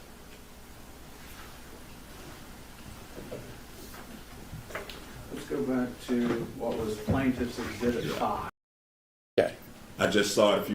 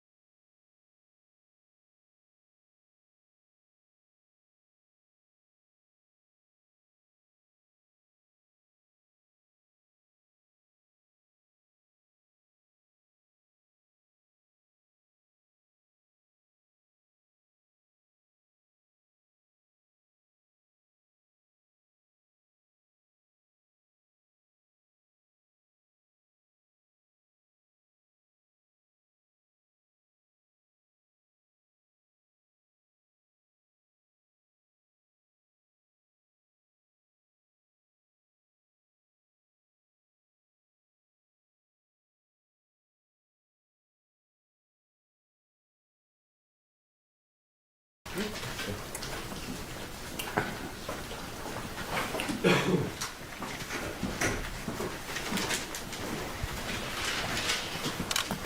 you solemnly swear the testimony you're about to give shall be the truth, the whole truth, and nothing but the truth? As this, you shall answer unto God.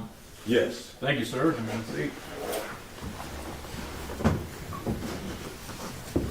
Go ahead, Mr. Franklin. Thank you, Your Honor. For the record, would you give us your name, please? My name is Joseph Edgar Foreman.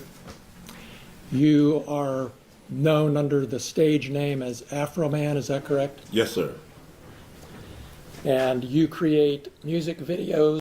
Oh, I'm sorry. Was I talking on mute? I apologize, y'all. I say so. Let's go to Afroman's testimony. We'll get to everybody else's testimony also. Like I said, I'm gonna skip around a little bit because I have to. I'm looking. This is day 2 of the trial. The day 1 of the trial was the opening statements. The guy that we just heard give that was counting the money. This happened, I believe, on day 3, but we're gonna go to day 2 because day 2 was longer than day 3, and I think we're on day 4 right now, where they're doing where the judge just told the jury what defamation was, and they're out deliberating. They'll be back. So while we're waiting on them to come back with their verdict, we're just hearing what everybody else had to say. So we're gonna check out Afroman's part. I apologize, y'all. And do performances, is Yes, that sir. right? How many states of the United States have you performed in, do you think? All of them. All 50. Yes, sir. And how many countries have you performed in? I don't remember, but not all of them, but I've been to a few. And I found the Lickum Lolisa testimony too, y'all. For some reason, it's not on day 1, 2, or 3. I don't know if they edit out her part or what, but I found it on somebody else's channel. So we'll check out Lickum Lolisa again. For the people who missed the Lickum Lolisa video, that shit was hilarious. How many live performances did you do last year, roughly? I don't know. Possibly 250. I don't know, but I don't know. That's a lot of days, but I don't know exactly. And you have a residence here in Adams County, correct? Yes, sir.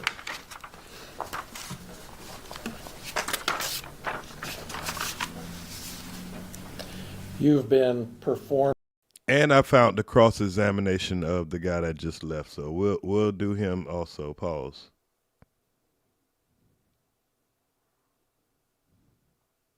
For 20 or 30 years, is that right? All my life. All right. And is it fair to say that one of the first big hits you had was But Then I Got High? Because I got high. Because I got high? Because I got high. Yeah, don't know me trying to fuck up my song. Sorry, y'all. I had the mic on mute because I got high. And do you think it's accurate to say that that song has had over 300 million views on YouTube? Sounds right. You have a large presence on social media, obviously, correct? Depends on your definition of large. There's bigger people than me, but I'm all right. And on Instagram, is it fair to say that you have 247,000 followers? Yeah, I just got some of them the other day. You got new ones coming all the time? Yes. Not all the time, just here lately. Because the trial's coming up? Yeah, all the publicity from the officers lawsuing me is running up my numbers. Yeah. Yeah. And on YouTube, you have almost 1 million followers, 983,000. Is that right? I haven't looked. It was 977 last time I looked. Hey, man, y'all go sub up the Afroman's channel, man. Show him support, man. I don't think he's going to lose to all of the officers, but I think he's going to at least lose to the one that he called the pedophile. So, let's show him some support. he can kick out a little bit of money. He done made a good bit of money off these cops. So long as he made more money than he lost and he got his repairs, that's a W. And he exposed these cops. And on TikTok, you have about 392,000 followers. I haven't looked at it, but that sounds kind of right. You know when you post something that a lot of people are going to see it, don't you? Yes.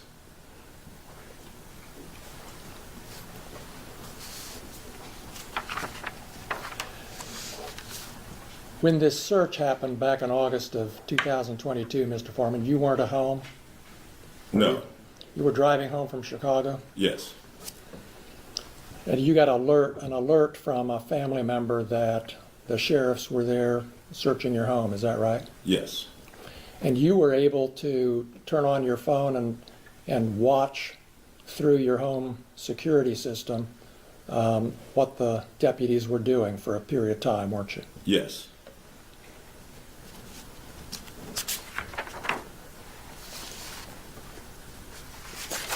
And is it fair to say you were angry and upset about this search? I wasn't happy.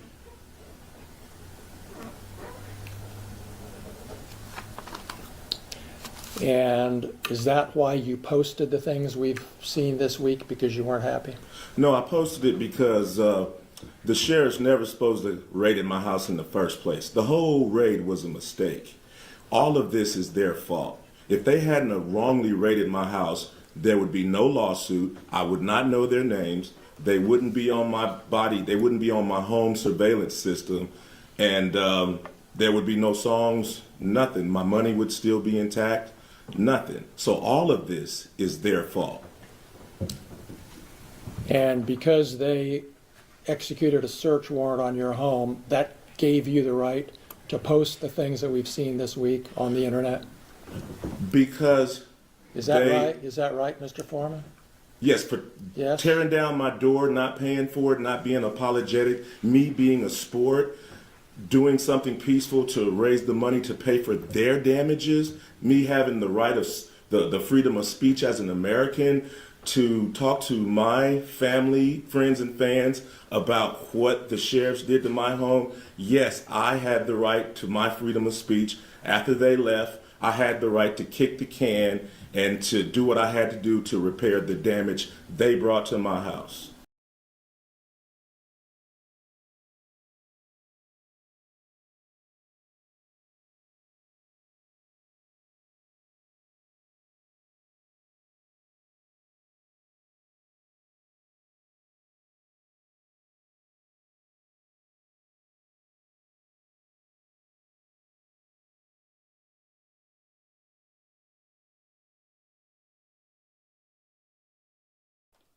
My fault.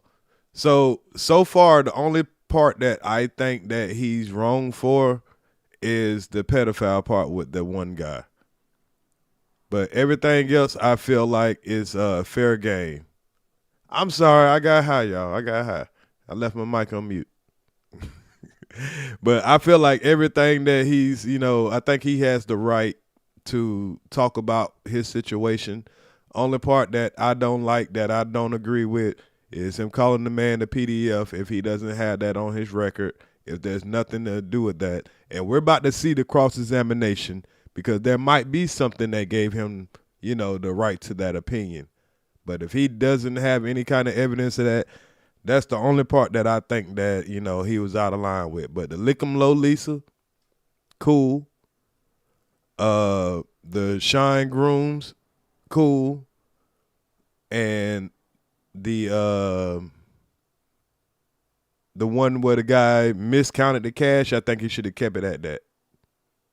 He should have just kept it at he stole my money, make jokes about that. But talking about somebody play with kids, that ain't, you went a little too far. You might lose a little money on that. But I don't think the other people he gonna lose the money on. But I could be wrong. I have been before. Yes, I did. That includes the right to post the videos that you've just been posting up until Friday.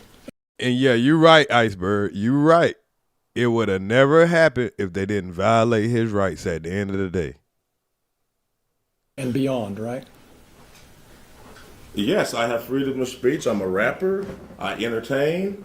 I write fiction, comedy. Yes, I mean, I entertain for a living like you practice law for a living. So I have to go to work. And sir, you are just as good an entertainer as these guys are lawyers. Because his rap is not like complicated. It's not like, he sticks to the basics. Just, you know,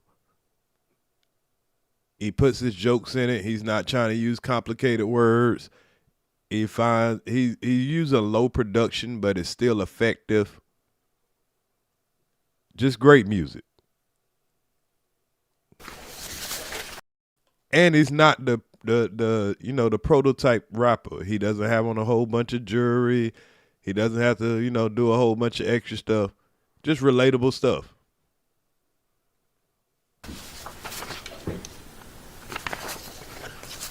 And is not young. The deputies left a warrant return at your house, didn't they? I think they left something with my ex-wife. I'm not sure. Well, you saw, as soon as the search was over, as soon as you got home, you saw a document that showed exactly how much cash had been taken from the house, correct? I know I got paid $5,000 for the show that suit was in. I forgot that money was in that suit. Listen, paying $14.99. Hey man, at his age, you know, to be a rapper, man, a lot of rappers will get their left foot to get $5,000 a show. You know, I heard, you know, I don't know what piece of paper I heard. I knew they took some money. I just knew they took some money. I knew it was 4,000-ish. I knew they took some money and they seized some money and some weed and some, I don't know what else. Just Man, he got so high and drunk, he forgot he had $4,000 in his pocket. You knew how much money was in that pocket when you came home and saw the warrant return, didn't you? It was $5,000 from back when I did that show. I remember it was $5,000. But anyway. So is it your testimony that they actually took $5,000 instead of $4,390? No, I just know. I know when I did that show, it was with Snoop Dogg and Wiz Khalifa at Red Rocks in Denver. The balance of that show, for me, they sent in a deposit, but the balance was $5,000. I put the $5,000 in my coat pocket. I got drunk, I got high, and I forgot to get that money, and I hung that suit back up. And that's where they got that money from. So it was $5,000 they got? Yes, it was $5,000 that was in my suit when I got paid in Red Rocks. Now, after all of this stuff, you know, whatever, it's I don't really know the complete number. It's 46, it's 400. So what he's saying, and I want it to be clear, he know he put $5,000 in that jacket pocket, but what they claim they found, what they claim they counted out was $4,600. But even of the $4,600 that they even put on the bag, it ended up being $4,200. So they really stole damn near $800 or close to it. But only thing he's going off of is, hell, even the number that y'all put on the bag, which was probably short. I didn't even get that back. And 30 the number bounces up and down. But all I know is I got paid $5,000 at the Red Rocks with Snoop Dogg and Wiz Khalifa when I played the Red Rocks in Denver. And you got $4,000 returned, right? I don't know the exact amount. Well, you were there with the news when you got it. Right, and the lady at the sheriff's station admitted that the sheriff was short. So it sounded like they stole 1,000. You can go watch the 19 News. You knew when you saw the warrant return, didn't you, that the amount that they were saying was taken was actually more money than was in that suit pocket. I didn't warrant. That's why you brought the news to the sheriff's office when you got the money back, because you knew that they had miscounted the money and the number on the evidence bag was actually more I didn't know money. nothing. The lady at the sheriff department just volunteered the information. I was sitting there, you know, if she had been, I might not even known I got ripped off. She admitted it live on Channel 19 News that the money wasn't right. You remember in your deposition when I asked you, why did you bring the news when you picked up the money? Yeah, I didn't want to get beat up or Epstein at the sheriff's station after I seen him running around my house with AR-15s. My boy said he didn't want to get Epstein.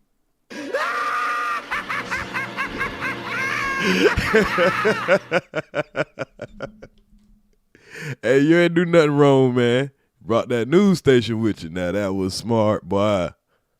And then they got on the news and told him they gave him more money than they gave him less money than what was on the evidence bag. Live on news, so you can't take that back. If he'd have came without them, it wouldn't have been documented. They're mad because he covered all his steps. They're mad because he's clever. Because you don't want to repair my property? Okay, I'll clown y'all, and even if you sue me, I'll make more money off of clowning you and exposing you and taking away the public trust of you than what you can sue me for. And the whole country can see, hell, it's freedom of speech until it's some crooked cops. This was genius. And I appreciate every bit of it. This is America. He even put on a suit to let you know. Not, oh, I love him. No, this is America, y'all. Looking at this man right now, this is America. So that's why I brought the news and my Black America attorney. So to make sure I got out of that place with my money. You brought the news to protect you physically. Yeah. Yeah. You didn't bring the news because you already knew there was a miscount and you were going to make. I didn't know nothing about the miscount. I didn't know. Y'all see how that lawyer is trying to set him up, trying to make it look like he brought the news up there. Man, you knew your money was short. Man, you were just trying to cause a problem. What? He probably knew his money was going to be short, but he couldn't prove that. And they fell right into his trap. It ain't his fault they stupid as fuck, in my opinion. I figured they stole my money. They turned my cameras off. So if you turn my cameras off, you must got something bad in mind. Exactly. Because if you done been searching this house for a whole hour, you going through every single pocket of this man's clothes. You going through every CD case. You going looking under the man's hood, but you're supposed to be looking for a kidnap victim and a large amount of drugs. So let's just say you're going through the pockets and all the CDs and all that, just looking for miscellaneous drugs, right? Cool. Might be looking for weapons. Cool. You end up not finding nothing except for a small amount of marijuana. You wasn't even supposed to take this man's money, period. But then you take it, and then why would you disconnect his cameras? Why did you disconnect his cameras? He has that right to that surveillance. Hell, y'all should have had body cameras on. So everything says crooked. And they're trying to make it, well, nah, it ain't that crooked. It ain't you. You ain't got the right to have your own surveillance footage if you did nothing wrong. If they made a mistake and came from a bogus warrant, cool. But you don't have the right to destroy my property and then everything anytime you want. And then when it's not what was reported, you don't have to, reimburse. That's not right. So, yeah, I'm accusing them of it. They turn my cameras off. I can't see what they're doing. So your testimony under oath here today to these 10 jurors is that you brought the news when you picked up your money to protect you physically from being beat up or shot by the sheriffs, right? Yes. To remind you that Yes. Even though you the one said it, so he's just agreeing with it. But the words he used were he didn't want to be Epstein, so he didn't want to be eliminated in any type of way, particularly a rope. All right. And they volunteered the information that the money wasn't right. That's just an extra something we found out. But I came with my attorney and the news to make sure the people running around my house with guns didn't take me into jail and do something. Which anybody with sense would think, hey, there's nothing wrong with that. Now, only thing I have a question of the way that jury looked. Only 10 people? I thought it's supposed to be 12.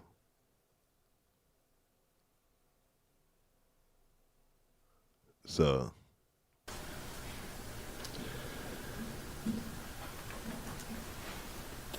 You had a safe in your home, correct? 2 of them. 2 safes. Did the sheriffs look into those safes, to your knowledge? Yes, they The did. deputies? Yes. And how did they get the combination? I gave it to my ex-wife so the sheriffs wouldn't pull my safe out the floor, take it to the station and put something in it and try to say that whatever they put in my safe was mine. So I went ahead and gave my ex-wife, who I didn't want to give my combination to, it was just safer. I went ahead and gave her my combination so they could open up the safe and realize that they just vandalized somebody that don't even have nothing in the safe. And do you know what was in those safes? It was absolutely nothing in the safes. Don't you keep jewelry in those safes? No. Didn't you tell me that in your deposition, that you keep jewelry in those safes? I do. Was anything missing from the safes when you got home after the search? I didn't put nothing in the safes. Was anything missing from the safes when you got home? Nothing was in them, so nothing was missing from the safe. I see what that lawyer trying to do. He's trying to say, oh, don't you got a safe and you might have had some valuables in there. Was your valuables in there? They ain't steal none of your valuables. But yeah, you can't use that. Even if he had something in there, I think he already was prepared to say, nope, it wasn't nothing in there. He probably already had his jury with him or something. He knew his ex-wife was there.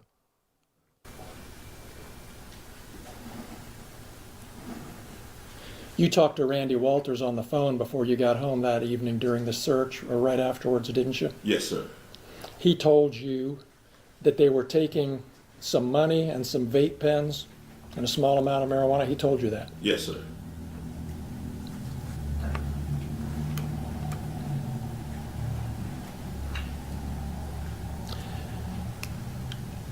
You knew, didn't you, Mr. Foreman, that there had been an investigation by the Claremont County Sheriff's Office into the discrepancy about the cash that was missing from your home, correct? You knew there was an investigation. Yeah, I knew the sheriffs was investigating themselves. Yeah. That part. Yeah, I knew they was investigating theirself. Hey, did we steal any money? Nah, we ain't steal no money. Because we stole some money, we gonna go to jail. We gonna lose the public trust. So no, we didn't steal no money from this guy. Even though we can't even get the count right. Just trust us. Oh, that's how you saw it? Yes, sir. Okay. And did you ever ask for a report so you could see how bad this investigation of themselves really was? Yes, I was trying to get involved any way I can. The investigation was going on without any of my participation. Did you ask for a copy of the report? I did. I asked for everything. I was trying to be involved. I didn't. So you've seen the report? No, I have not. Okay. I just saw. Exactly. But this lawyer looks so bad right now. A few minutes ago. Well, you had an attorney when you got the cash returned, correct? At the station? Yes. I had attorney. Yeah, my attorney was present. Did your attorney ask for a copy of this report? It wasn't in it. When I got my cash back from the station, it wasn't an investigation until we realized money was missing. Well, did you? Duh. You contact your attorney and say, hey, get me a copy of that report. There was no report, dummy. Stop playing. Do y'all see what he's doing? Don't we see this behavior from other people around here? So this is a learned white boy tactic that's taught to lawyers. I'm going to object. Well, Mr. Klingler wants to talk about his client's attorney-client privilege and maybe waive it. Mr. Foreman does have attorney-client privilege with his attorney at that time. Damn, boy, I didn't even think about that. But that's a good way to tell you, nigga, you can't tell me, yeah, we might have talked about it. Yeah. And we are going to assert that privilege because it's a privilege he has of right. And so far he hasn't asked anything privileged. So Well, y'all keep trying to take buddy rights. Overrule the objection. And we'll pay attention. Thank you. Go ahead. Thank you, Judge. Your testimony is you never saw a copy of Detective Robinson's report until today. Yes, sir. And that's because you didn't want to see a copy of the I investigation. did want to see. You don't know what I want. I did want to see it. You did. Sir, the man said he wanted everything. He wanted to be involved to the max. I wanted everything that had something to do with my money coming. And that was 3.5 years ago, correct? And you haven't seen a copy of that report that you wanted to see until this afternoon. Is that right? That's right. Y'all, if I just didn't know this thing been going on for 2 years, have y'all ever seen a courtroom allow you to keep your shades on? Am I tripping?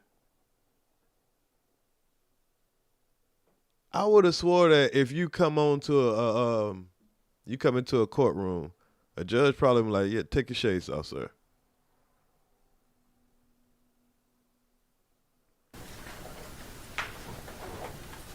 I never had my money taken by cops. I didn't know how this go. I don't know about reports. All I know is live on Fox 19 News, the lady admits that her department is short $400 of my money. That's all I know. I don't know how to investigate police officers taking money. That's all you know, and that's all you know today, isn't it? That's the whole basis of your claim that your money was stolen, is that the amount of money that was in the bags is different from the amount of money that was written on the bag. Yeah, my whole thing is they never should have raided me in the first place. That's your whole thing. That's my whole thing. That's the point, That's my whole isn't thing. it? If they never would have showed up, there would be no songs about them. I wouldn't know who they are. Their faces would not be on my video cameras. None of this, we wouldn't be in this room right now if they hadn't have raided my house and didn't press no charges, didn't even know what they was doing. This whole thing is their fault, and they're suing me for their mistake. And so you don't really care if they stole your money or not. You're just mad about what they I do did. care about if they stole my But you, Look at him. He just thought he had something. You don't care if they stole it or not. You just hear it for revenge. Bruh, he grasping for straws at this point. Police officers shouldn't be stealing the civilians' money. So I do care. All of it is an outrage. This whole thing is an outrage. you have no evidence. This whole thing is an outrage. He know he's on camera, but this is theatrical. I'm loving it. Trying to rage bait the man. Evidence that they took your money, except for the amount on the bag, isn't the same as the amount. How about the lady admitting that she took? Did you answer my? She admitted that she took my money on live Fox 19 News. Go argue with the film clip. Nobody, Go argue with her admitting that she took my money. Nobody admitted that they took your money. Well, whatever. Go look at her admitting that the bag is short. Because it stayed open all weekend long or 2 weeks after Brian and Officer Cooley just left it and just mishandled it and didn't do it right. Just so we're honest with the jury here, Mr. Foreman, nobody admitted that they took your money, did they?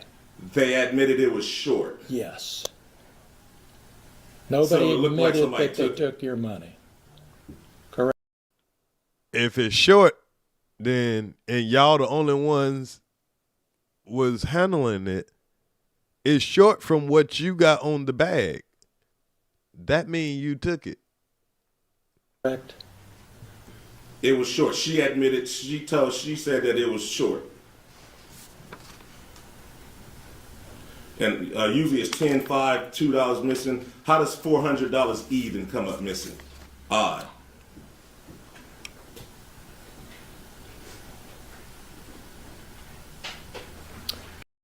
Boy, he over there trying to shift. Yeah, them long silences, yeah, that don't sound good, sir. You should be having questions firing back to back at him. You posted videos about Brian Newland doing hard drugs and snitching on his friend, and you posted those based on rumors, didn't you? We can look at your deposition, but before you argue with me, how you gonna ask a man a question? Now, don't this sound like something we see somebody over here do a lot?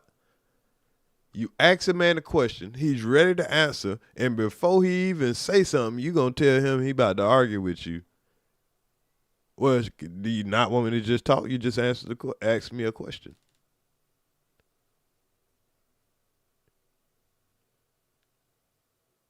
Yeah, how'd they get it to even be considered short? Hell, short, long, they had it. Because if it's in your possession, you write a number on the bag, but even when you give me the bag that's in your possession, the money end up short. And you admit, hey, yeah, that's short. Well, where's the money? Oh, I miscounted it wrong. Okay, you the only one counted it? Nah, this person miscounted it wrong too, and this person miscounted it wrong. Well, why did you put that number on the bag? Was y'all high? I was going to give him back his money, but then they got high. The man money short. That means you took it. but isn't that a fact that you made those allegations based on rumors you said you heard? It's a fact. William Newland is a convicted pedophile, and Brian Newland is his brother. After I zeroed in on Brian, I asked about him. Come to find out, he's a large statutory rapist that has sex with all kind of underage girls. He buys them beers and gets them drunk and all kind. That's probably the reason he had to leave the Adams County Sheriff Department. Damn! My boy doubled down. Damn, y'all, I still ain't set up all my damn buttons yet. I was over here like, yeah, man, you went too far. And that nigga said it's a fact that bow, bow, bow, bow, bow. Because he beats up his wife and he messed with underage girls and he had to get out of town and go get a job in Norwood. All right.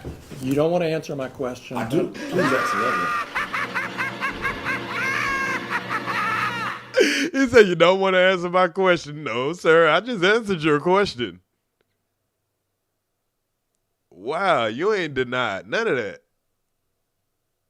Well, let me ask this one again so I can get an answer. Do you remember in your deposition when I asked you, you have no reason to think these rumors about Brian Newland are true, do you? And you said, well, it's more entertaining if it's true, and I can make some money. Yeah, that's the real reason they upset. No, that's a however long that deposition was. You can read the deposition and it tells you what I said. Do we have a copy, another copy of that?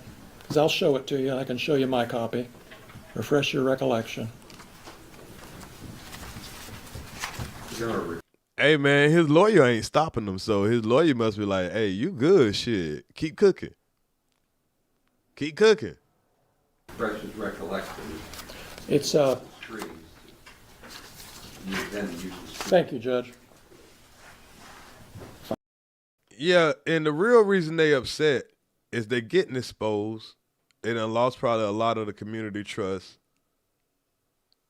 And they got guys that have questionable action. I don't know the whole story about the, pedophile shit that he's talking about, but obviously he knows some shit that we don't know, or his lawyer would stop him and would have advised him not to speak of that on the stand.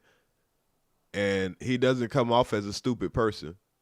So I'm pretty sure he's saying that with confidence, and is probably some truth to it. And this is getting exposed to the world. This is one little small town in Ohio that we've never heard of. But I think it's not far from Columbus. I just came from up that way. Damn. And, you know, you got some jealous people in this county. They fucked up. You raided a man's house under false pretense with a whole bunch of crooked cops, apparently, allegedly. One cop was running around having sex with all kind of prostitutes and stuff, bringing his wife home diseases and stuff like that. She left him. One of the cops, he got pedophile brothers, and he got some, you know, some shit that he too close to, and he's supposed to be a police officer. All of this is getting found out by identifying these cops. This is why they like to try to hide these cops. The same people trying to take you to jail, they got some weird shit going on. Had the lick 'em low Lisa. She around here, like he say, you know, like I don't know what she doing in her personal life now. That probably was just all jokes. I don't know. But, you know, we'll have to find out how he found out that stuff. But all these people background shows that, you know, these the type of people that's coming and arresting y'all. Man, please. Making the decisions of who do right and wrong in the city. Nah, bro. If I can get it working here. Your Honor, I would object to using the screen to refresh his recollection. That's publishing it to the jury. If he wants to refresh his recollection, he can show him it and then ask him a question, much how we would do in criminal law with a police report. So if an officer didn't remember, we wouldn't show the report. We would show it to the officer. He would refresh his memory by reading it, and then we'd re-ask the question. Do it that way. Just make sure you think he reads it right. I'm just trying to get through the verbiage. Just make sure you think he reads it right. Otherwise, I have to wrestle with you about whether he read it right. Sure. So just read it. Man, all these motherfuckers know each other. Well, Afroman, what it did, he went and got one of the crosstown families. You know, it's usually a couple of families in the city that, you know, deal with this type of shit. So he definitely went and got him somebody local, but somebody that was the best in the town. That wasn't part of a certain little circle. And then if we want to move it as an exhibit, you can. You always got them abolition white dudes, man. Shout out to the John Browns in the world. You know, John Brown got a house right around what I think is in Akron, somewhere around there. So you always got them John Browns of the world, and that's what it looked like. He went out there and got him a John Brown. Y'all don't know who that is? Go check it out. Do that. Remember your deposition being taken, Mr. Foreman, in your attorney's office on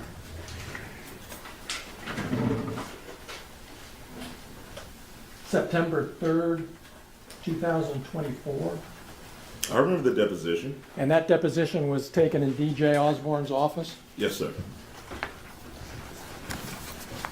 That's the same office that you used to film that video that we saw last night with the actor playing Lieutenant Lisa Phillips, and that actor was sitting in the same chair that Lisa Phillips sat in during her deposition, wasn't she?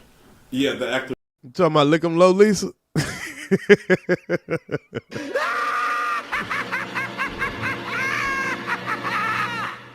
Hey man, you can't go back to hearing these people name no more after he done gave them these nicknames. But ain't that what Trump do all the time? Trump does it all the time. He made some, clever names for all the cops. And that got to be stressing for them to go on the call and like, ain't you lick 'em low, Lisa? What, bitch? Hey, ain't you John Grooms? Yeah, man. Played Lisa Because like I wouldn't have known her if she hadn't came to my house and cut off my camera. Yeah, right. Right. Right. He would have never known who she was if he didn't have her on camera cutting off his cameras. And then his money ended up missing. And thank God they didn't plant no drugs on him. That's the office we're talking about, and that's the office where I took your deposition, right? Yes, sir. And in that deposition, I'm referring to page 84 of the deposition.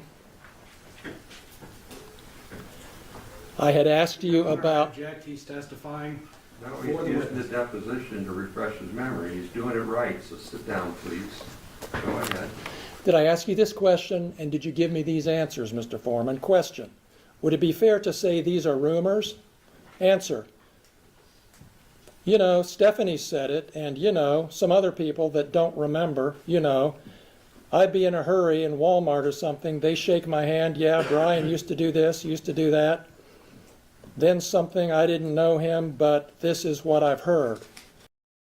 Oh, so being that they did that to him, he started moving around the town, and people love Afroman. He ain't the, average rapper like a drill rapper where people like, oh, you out here doing harm to people and stuff. People love his music, especially if you don't smoke weed.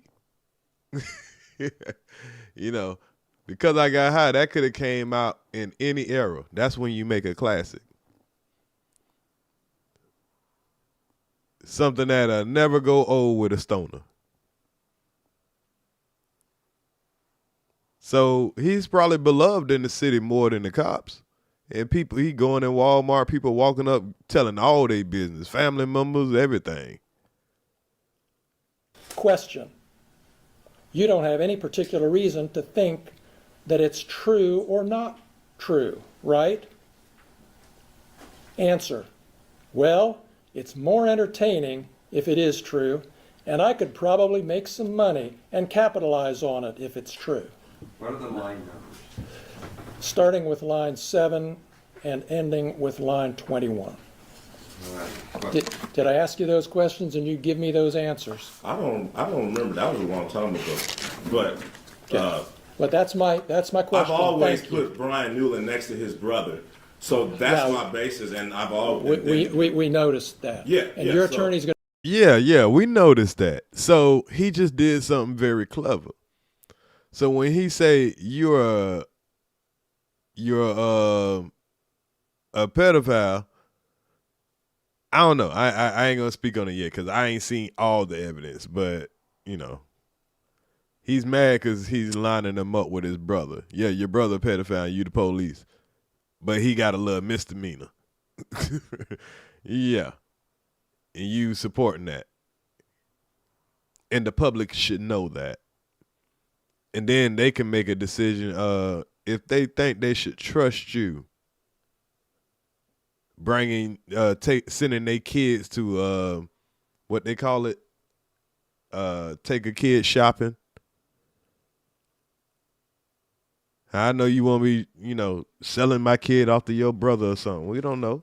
We don't know you, sir. You got power. You in a position of power. So yeah. Because you knew, let's just be honest, y'all. Let's say, like, your elected officials.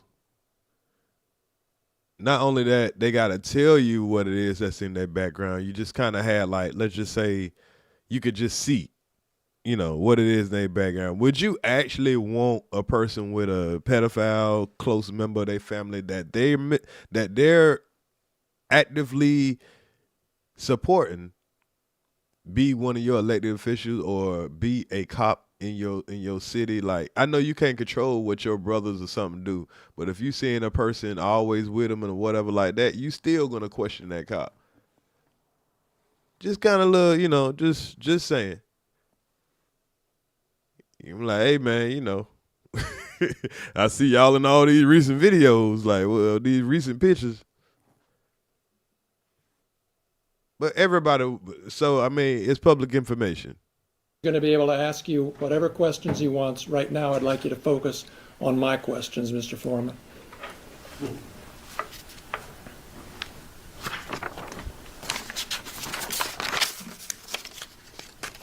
You have no evidence that Brian Newland ever molested little boys, do you?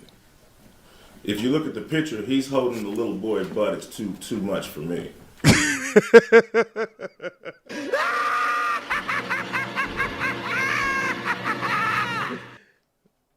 Oh no, he didn't just say that. Yeah, I take the yeah, photo. He did what, boy? Oh man. So if you just salute New God Flow. Use your eyeballs, and then his brother's a convicted pedophile.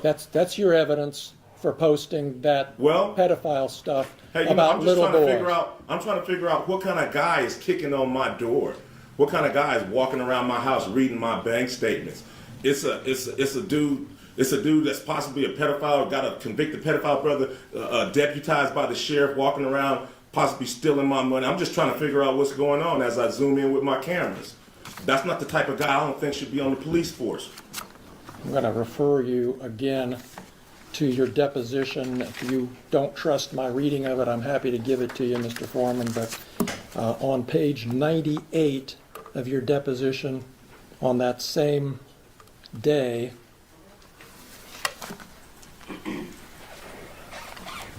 beginning at 9/11, did I ask you this question and did you give me this answer? And again, the only evidence, you don't have any evidence that Brian Newland is a pedophile or plays with little boys. Answer, no, sir. Did I ask you that question? Did you give me that answer? I don't remember. What are the line numbers? Beginning with line 11, ending with I line don't 14 recall. on page 98. I don't recall. I don't recall. You have no evidence that Lisa Phillips stole your money, do you? I know if she hadn't raided my house, we wouldn't be having this conversation. Nor a lawsuit or nothing. They never should have been at my house. Since you're not going to answer my question, I'm going to go back to your deposition again, Mr. Foreman, page 102. Your Honor, if I may. Hey, you heard him, cool legal. This boy ain't holding no bars. Every time he does the deposition. Oh, it's too important, so please be specific. Thank you. So I would enter a notation of objection at this point. He is now testifying for a witness. He is no longer refreshing his recollection. I'll be sensitive to that, so you can rephrase, I'll sustain that. You made the conclusion, you didn't have memory, so Good job, lawyer, for stopping this bullshit. you gotta go back and fix that. All right, Judge, I will. Thank you. Do you remember telling me in your deposition, Mr. Foreman, that you don't have any evidence that Lisa Phillips stole your money? Yeah, she cut off the cameras, but I didn't know who took them. So, for all the officers was a suspect at first, because I didn't know where. After the deposition, I realized that Brian Newland was in charge of the money, and I knew where to focus everything. But at first, all the cops was a suspect, especially after they cut off my cameras, and I couldn't see what they were doing.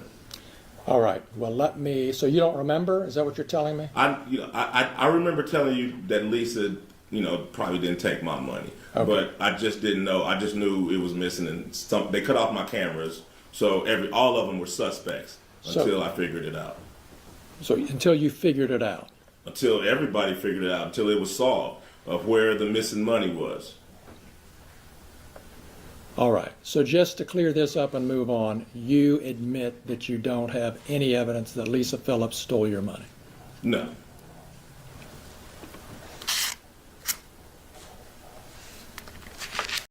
Outside of her cutting off the camera to conceal who stole my money. That's what I would have said. So that's the only evidence I got, that when my money got stolen, it had to be within that camera getting turned off. So that makes you, accessory. But I know if she wasn't there in the first place, we wouldn't be having this conversation or be here. And is it true that one of your big motivation, really, in making all of these posts is to make money? To pay for the damage that they brought to my house under the circumstance that they shouldn't have even been there in the first place. Okay. So the answer to my question is yes, your motivation was to make money. To pay for the damages that they brought to my house under the circumstances that they shouldn't have been there in the first place. Have you made enough yet to make up for it?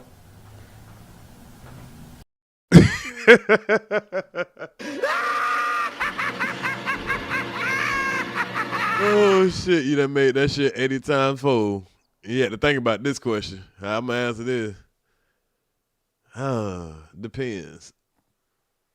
Depends if I lose this case or not. Not really. You know. Yeah, the pain and suffering. Yeah, the pain and suffering. How much have you made on it? I don't know exactly, but it wasn't hardly $24,000. $24,000. It wasn't that. It wasn't that. You're still making money on today, right? With the new posts and advertisements and things. It's publicity. You're still selling merchandise, aren't you? No, publicity. Just me. Just everybody. Thanks to them bringing publicity to this, it's just an opportunity to run numbers up and be an entertainer. Yeah. Basically. And the more lies, outrageous lies you tell about them, the more money you can make, right? Fact, they never should have came to my house in the first place. Fact, if they hadn't have came to my house, they wouldn't have put themselves on the video camera and in my music career. All of this is their fact. All of this is their fault, and they have the audacity to sue me. These people and you are the predators and the victim at the same time. So what they did, searching your house, gave you the right to do everything you've Under done. the circumstance that I got freedom of speech, after they run around my house with guns and kick down my door, I got the right to kick a can in my backyard, use my freedom of speech, turn my bad times into a good time. Yes, I do. And I think I'm a sport for doing so, because I don't go to their house, kick down their doors, flip them off on their surveillance cameras, then try to play the victim and sue them. You were at Lisa Phillips's deposition, correct? Yes, sir. In your lawyer's office? Yes, sir. Same office where you filmed part of that video last Friday? Yes, sir. And you saw how upset she was when she was answering your lawyer's questions. Don't nobody care about Lickum Lisa fake tears. She better grab her and drop her nuts. About how this had affected her, right? Yes, yes. And you saw your attorney say, do we need to take a break? Yes. And you saw her say, no, let's go on and get this over with. Yes, sir. You saw all that. Yeah. What's your point? Her little crocodile tears supposed to move me after, she disconnected my cameras? Violated my rights? All because she works for a certain, all because she's in a certain circle? Nah, man. Like you say, none of this would have happened if you didn't unlawfully do what you did. If you would have followed the law, I would have followed the law. You knew she was upset. Just like she knew I was upset when she was standing in front of my kids with an AR-15 with her hand around the trigger ready to shoot me. Just like she knew I was upset when she cut my cameras. But I'm not a person, she is. So I'm sorry for being a victim. Let's talk about the predators. Okay. So. Damn, that'll teach her. You saw all that. You saw how upset she was. You heard the testimony about her children. You heard the testimony at the depositions about Randy Newland's daughter who came home upset. You heard all that. But you're still posting stuff about it. Yeah, because I understand it was Randy's fault and all of their fault for coming in my house in the first place. So if they hadn't came to my house, their children wouldn't be saying nothing. None of this would be going home if they did their research and did things right. So all of this is their fault. And now they want to sue me for their mistake.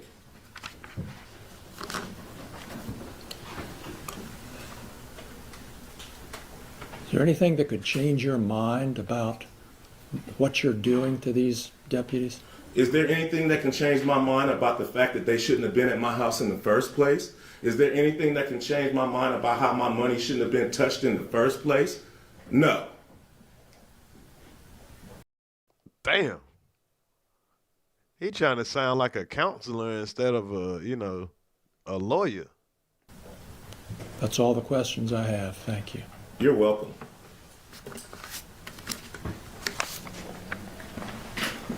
You want to continue, I'm sorry, Mr. Osborne, do you want to continue the direct examination of your client now? Your Honor, I was going to actually ask for a sidebar so we can talk about that. Okay, so let's just talk about it. Okay, so I was actually going to not do cross with Mr. Foreman at this time. I was going to hold off until our case in chief.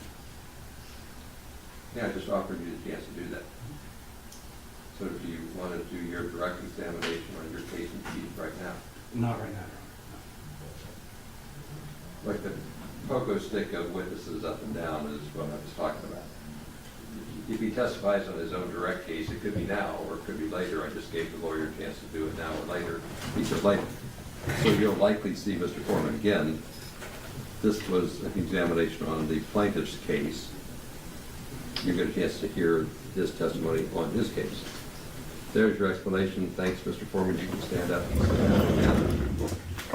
Okay, that's clear. So Afroman might have another time where he could come up. I think he reserved that just in case he had to bring him up again. Because if he were to question him right now and then something else came up, he wouldn't be able to bring him up to give his version. So that was a clever move. Plaintiffs rest subject to the admission of all our exhibits, Judge. But my boy walked off of there with confidence. That's what I'm talking about, Afroman. So I still think he gonna, it's not gonna go favorable about that pedophile thing, but I think the other guys. So which one we want to listen to now? We got a couple of more people to testify. Hold on. I think we can go. I think we're gonna go to. Y'all want to go to Lemon Cake Dude? I think we can go to the Lemon Cake Dude.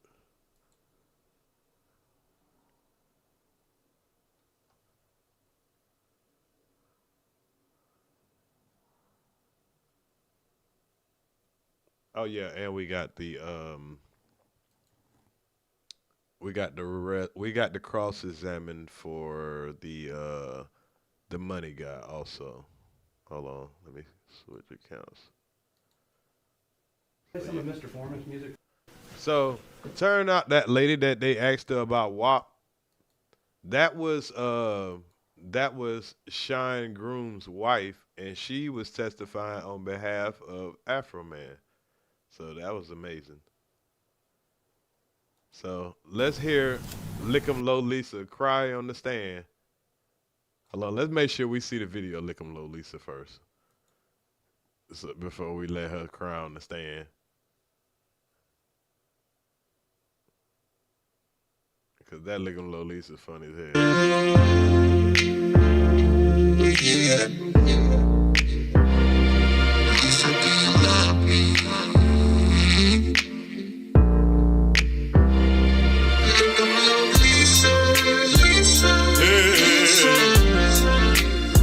I want 'em all.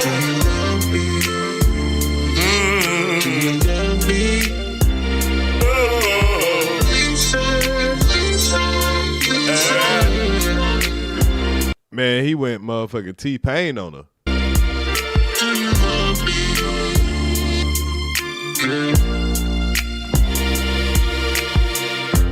Lick 'em Low Lisa came to town. She ate all the pussy all around.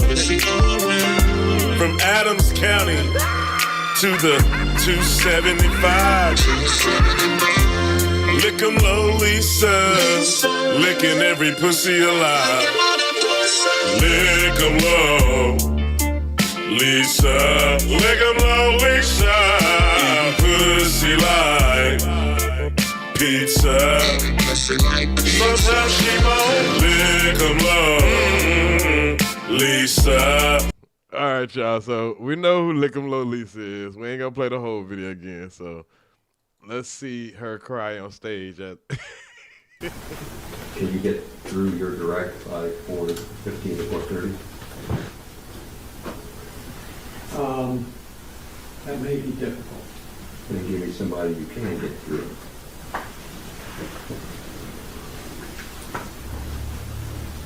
I think I can get through my direct, Judge. That's the goal. Thank you. Let's go.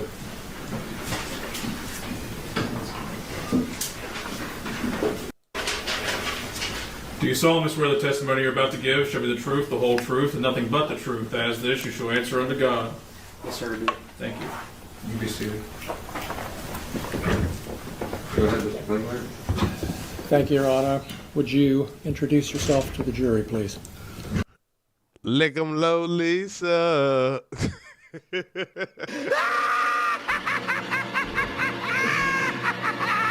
Why am I expecting her to introduce herself like that? Lisa Phillips. And Lisa, where do you live? Adams County. How long have you lived in Adams County? At least 24 years or so. And what do you do for a living? I'm a deputy sheriff. When did you start your career in law enforcement? 2001. And what were you doing at that time? I graduated high school in 2000 and went to the police academy. Hold on. So you could become a cop in 1 year? What academy did you go to? Straight out of high school? No military experience, no nothing, just straight out of high school. Go to the academy and now you okay. Greenfield Police Academy in Hillsborough. And how long have you known you wanted to be a police officer? Since I was a kid. What was your first position then out of the academy? Part-time at West Union Police Department. And then when did you was your next job a deputy sheriff? Yes, sir. When did you start as a deputy sheriff? September of 2002. And do you have family here in Adams County? Yeah. Yes. Do you have a husband? Yes, sir. You have a child? Yes, sir. How old is your child? She's 21. Oh yeah, her child probably really her child probably laughing at it too. And did she go to school here in Adams County? Yes, sir. Do you have other family in the area? I got grandma and cousins and family like that. And did you ever serve as a school resource officer? Yes, sir, I did. Tell us about that. I took the job full-time at the sheriff's office as a school resource officer. Is what I started off as, deputy sheriff, school resource officer. Then was there for the kids, keep the kids safe, out of any kind of danger. I also was there for the kids, as far as bonding with the kids, keeping them, She a little more masculine than that first guy that came up that he was saying that had the pedophile brother. As far as like way of life, just you need somebody else to be there, Sometimes they need somebody to talk to. I did that quite a bit. And did you sometimes greet the kids when they got dropped off at school? In the morning, I directed traffic at the school. And did you have occasion to know any of Mr. Foreman's children? don't know him by name, but I have let him out of the vehicle before. Or not let him out, but greeted him.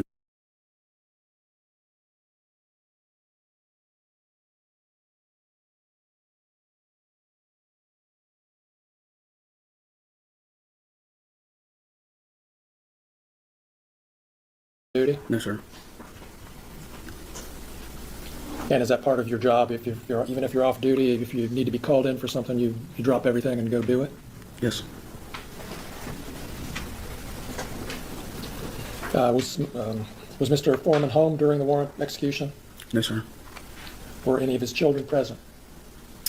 Not initially. Did you see any of his children that night? Okay, you say every song is on Afroman Lemon Cake playlist, but I appreciate that.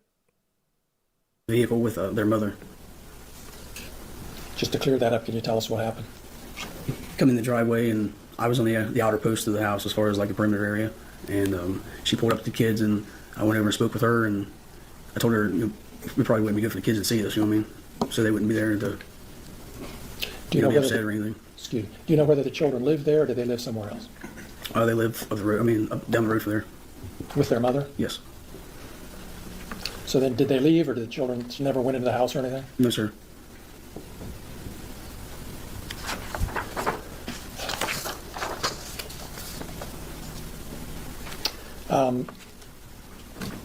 Did you take any money that night?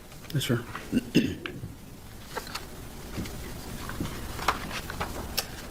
Sometime after this warrant was executed, did you start becoming aware of things Mr. Foreman was posting about you on the internet? Yes, sir, I did.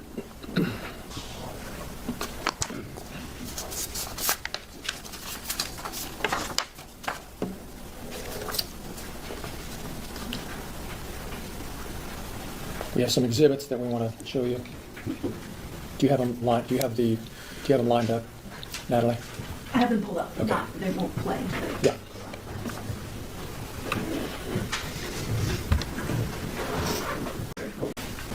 This is a post from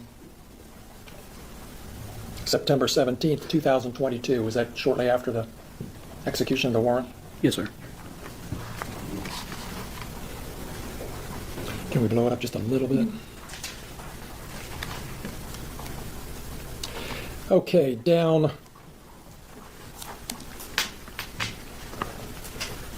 near the bottom of that first paragraph, just go down a little bit more, right there.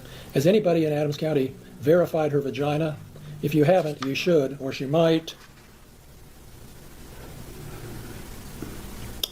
Oh, whoop out something bigger than yours. If this lady is your friend, I would.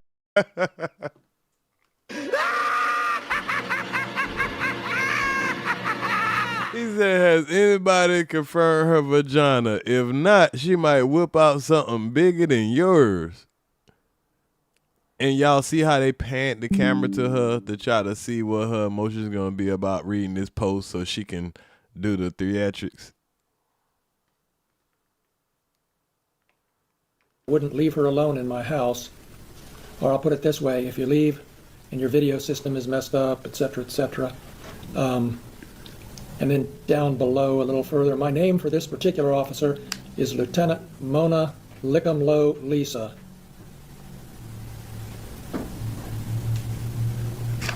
When did you first see this posting, if you recall?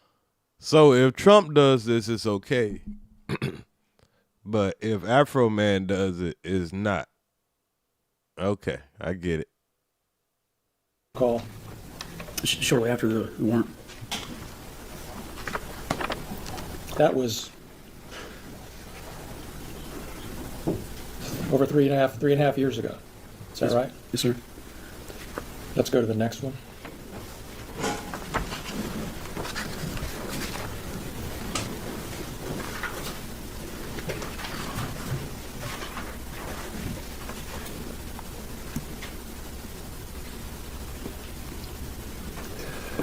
Okay, so Mona Lisa. Oh, that's why he put her next to the Mona Lisa. Mona Lisa. Mona Lickumlow Lisa. Phillips. And you see here, it says, disconnect after stealing my money. What's the number? Sorry, exhibit plaintiff's 20, Your Honor, thank you. Is suing me for humiliating her, giving her mental stress, ridicule, and the loss of her reputation. She doesn't like being called Lieutenant Mona Lickumlow Lisa full of shit Phillips, but she loves stealing money and disconnecting cameras of law-abiding, tax-paying citizens. That's March 25th of 2023, is that right? Yes, sir. Go to the next one. Which number is this? Number 21, and it's a video. Lieutenant Lickumlow Lisa, stop looking at pussy back there. That's the problem. You're always looking pussy and you don't even know how many pussies you've licked. You don't even know how many video cameras you've disconnected. What number? That was 21? Yes. Did you see that video when it was posted? Yes, sir. Let's go to the next one. Lieutenant Mona Lickumlow Lisa, ex-wife just like Lisa. She jealous of me. I don't need to know as much. The record needs to know. I work with me here. Go with it. 22. 22. You can't mother look at low Lisa. Tell ex-wife just like Lisa. She jealous of me and my love chill. That's why she is the nigga my cat.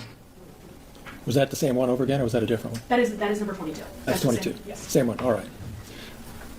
Lieutenant Lick'em-Low Lisa ate my ex-wife just like pizza. Is that what you understood that to say? Yes, sir. Let's go to the next one. Oh, so he done found out she was fucking with the ex-wife. This is 23. Mother look at low Lisa. Ex-wife just like Lisa. She jealous of me and my love chill. That's why she is the nigga my camera. That's the same thing on a different platform. Do you know what? Can you tell what platform that is? Search YouTube. And the other one was Instagram. But let's don't play it. Just pull it up. See if we can. Number 22. It's Number YouTube. 22. Yeah. There's YouTube. Is that 22 again. that's YouTube? This motherfucker keep playing the same shit on YouTube.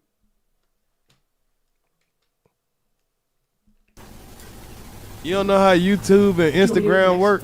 Both of those are both YouTube. Oh, okay. And then there's more exhibits of this. Yes, I don't know why we had two of the same one, but I'm sorry. Let's go. You can Can turn. we stop here? So, for the record, are we saying that Exhibit 22 and Exhibit 23 are duplicates? They are not duplicates. They are postings of the same video. One was posted on October 4th, 2022. One was posted on October 23rd, 2022. They were posted on his YouTube account on 2 separate occasions. One is like that. Can we clear that up for the record, Your Honor? I think we just did.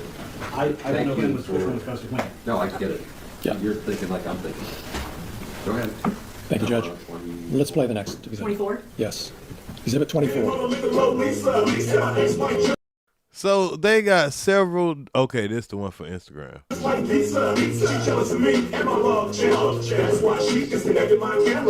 When was that post? Can you see a date? Is that a different date? Or should have the witness testify, probably ideally. It's if we September can, 25th of 2022. but- Okay. And is that a different? That's a different date from the other two? Yes. Thank you. Next exhibit. Number 25. Number 25. And this is Instagram again. So you got 2 copies on YouTube up here, and you got 2 copies on Instagram, and you're trying to make it like he been on all these platforms.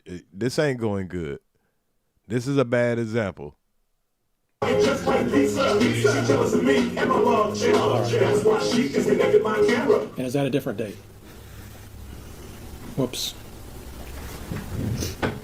Was that a different date? Ain't no fucking whoops. Well, it's not up there anymore, is it? Or It is up there. okay. Can you tell, Lisa? Sorry. Yes, sir. It's October 4th of 2022. Thank you. Different date. Okay. Next exhibit. Is that it? All right. We have another video. We're ready to do that? Yes.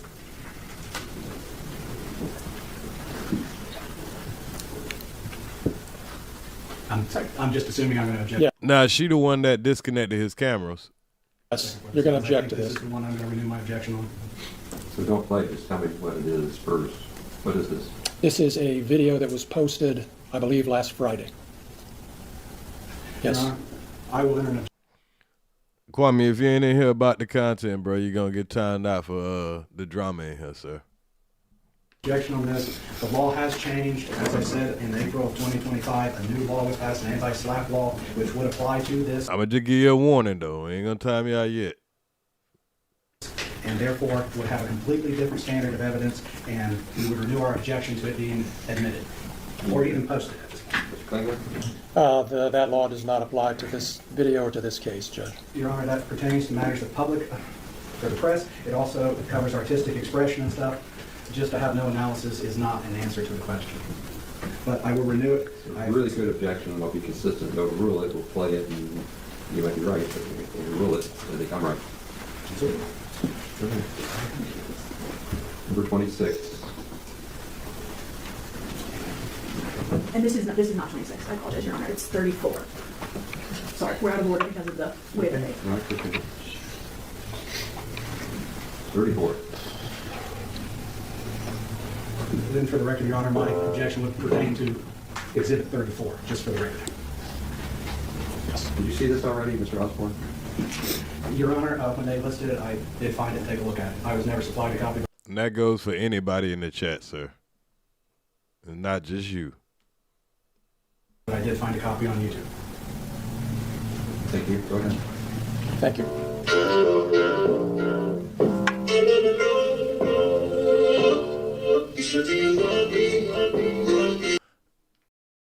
This must be the video that's about to make her cry, y'all. Because this the video we just listened to. The Lick'em Lolisa shit. Yeah, here you go. Here you go, y'all.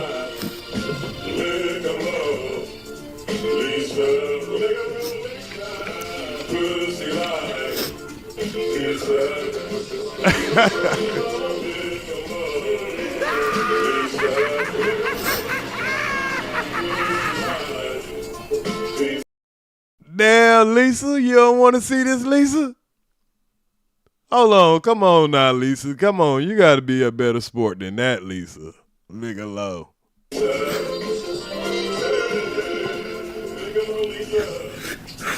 She raided my house. She disconnected my camera. Then she went down on my spouse.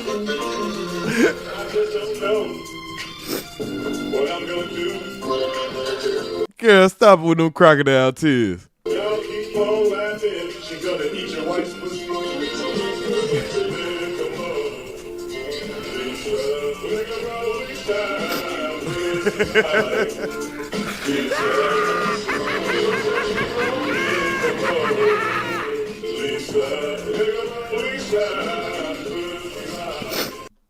Don't cry, nah.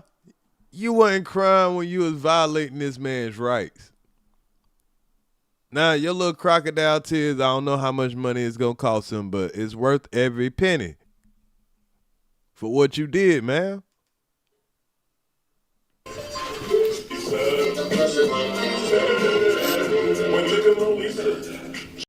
And he probably told, the lawyer probably told her to do this, you know, just start crying when we start playing the video. Join the Adams County Sheriff's Department. Husband was complaining that she was munching on their wife's carpet. Lisa lick them slow. Lisa lick them fast. Lisa lick that the sad. Lisa lick that. Lick them low. Lisa lick them low. Lisa. Pussy life. Lisa.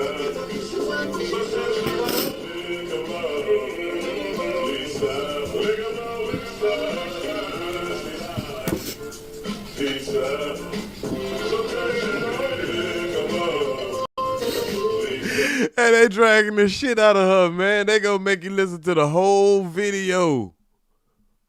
Wow.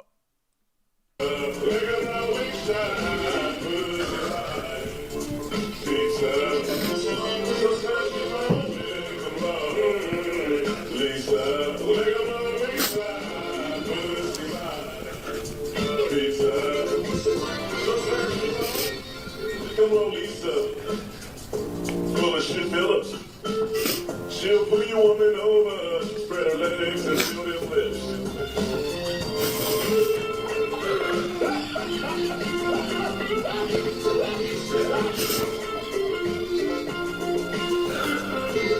Hey, man, I would love, Afroman has gotta be loving this shit. And he already got some money sitting to the side for this, because, you know, yeah, we gotta know what these folks about to do to you, bro.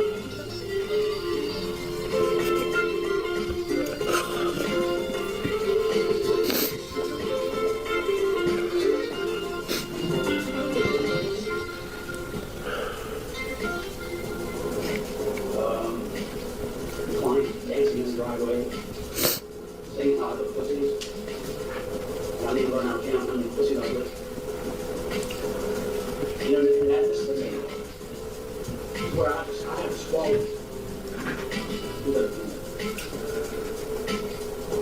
he said, are you pretending to Lisa Phillips? Pussy licking Phillips. Now, if you're a woman, you hold a guy and your voice. They're asking you, I'd like to have a female or a guy asking you to join you. Unless Amy have me on the baby. All the way to work when you're standing for stop sign. Commissioners had contracted a crew that's working.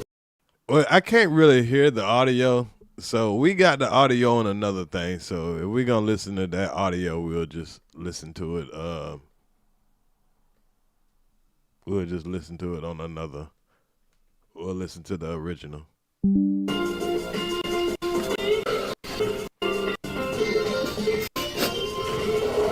Look like he's singing along.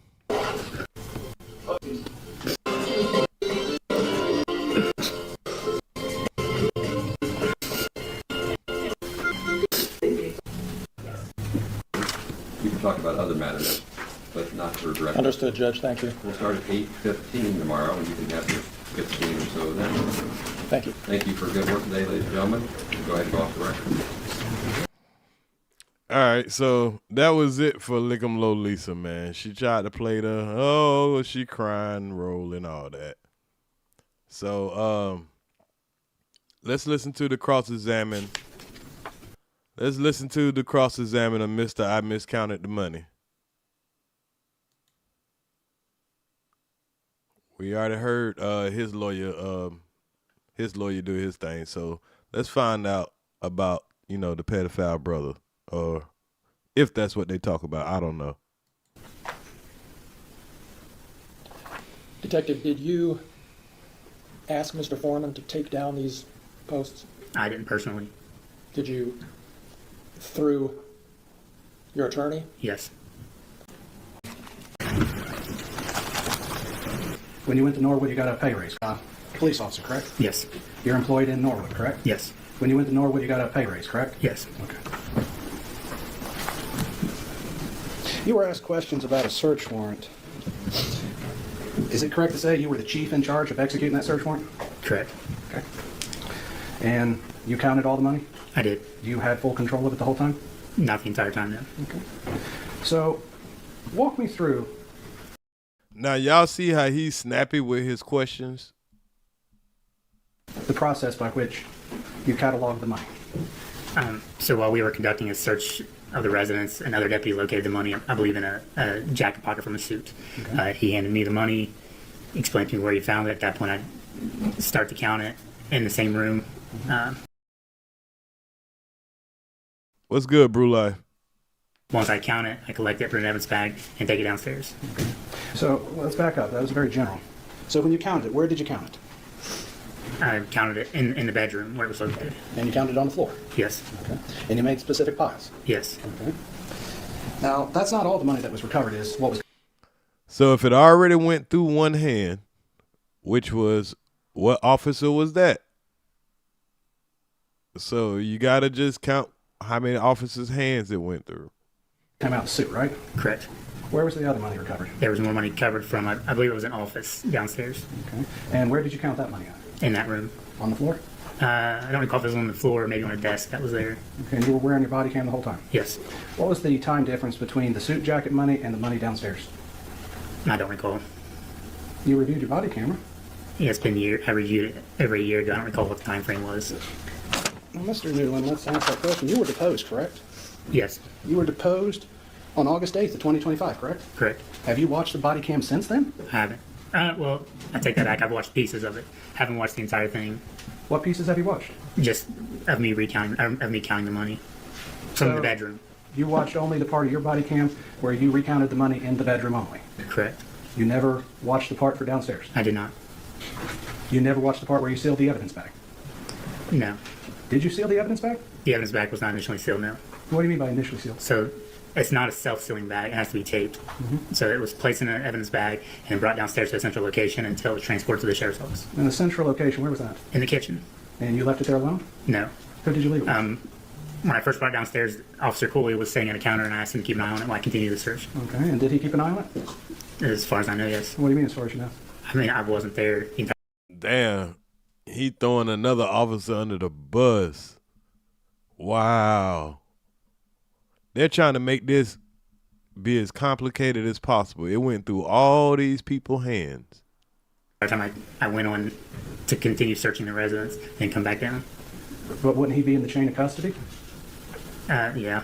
So did he sign the evidence bag? No, I didn't. He wasn't in charge of the custody in that sense of signing or selling the evidence bag. I just brought the cash down while we was still conducting a search and asked for him to keep an eye on it. So the cash. I don't think I would want this guy leading an investigation. I'm sorry, sir. You don't seem that sharp. Was never left alone. That's my knowledge, yeah.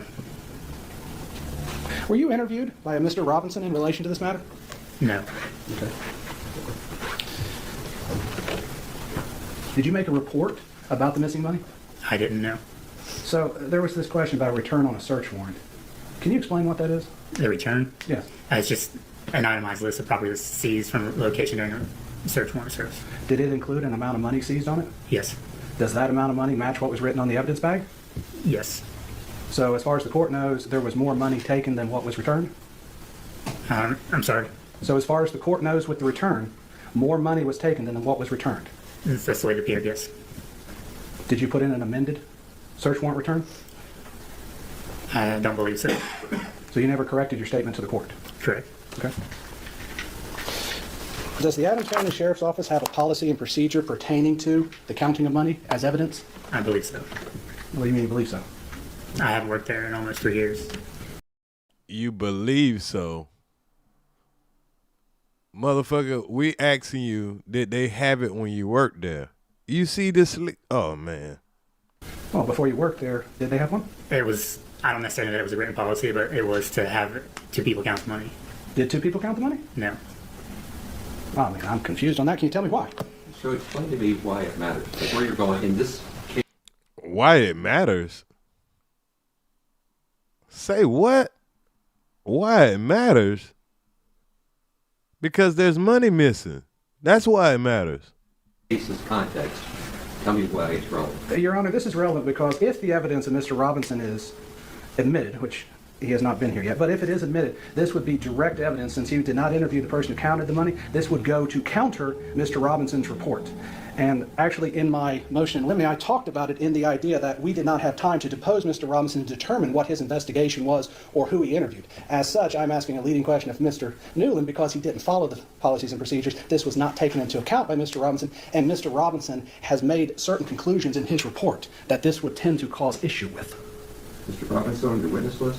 Mr. Robinson is listed on Mr. Klingler's witness list. Is he going to be called? Depending on what happens, you might be. Depending on what happens, I think what's about to happen is Mr. Robinson ain't about to get called. My concern is going to be hearsay, and everything you're asking the wrong witness is in that category. I get what you're doing. I just try to follow the trail of breadcrumbs. I'm afraid I'm not understanding the hearsay argument, Your Honor. He's going to say what another person said and observed. No, he's not, because he's saying that another person didn't count the money. Only he counted the money. Hold on, bro. If a slow ass motherfucker like me can understand that, how is that hearsay if he's saying no one else counted the money? He only counted the money.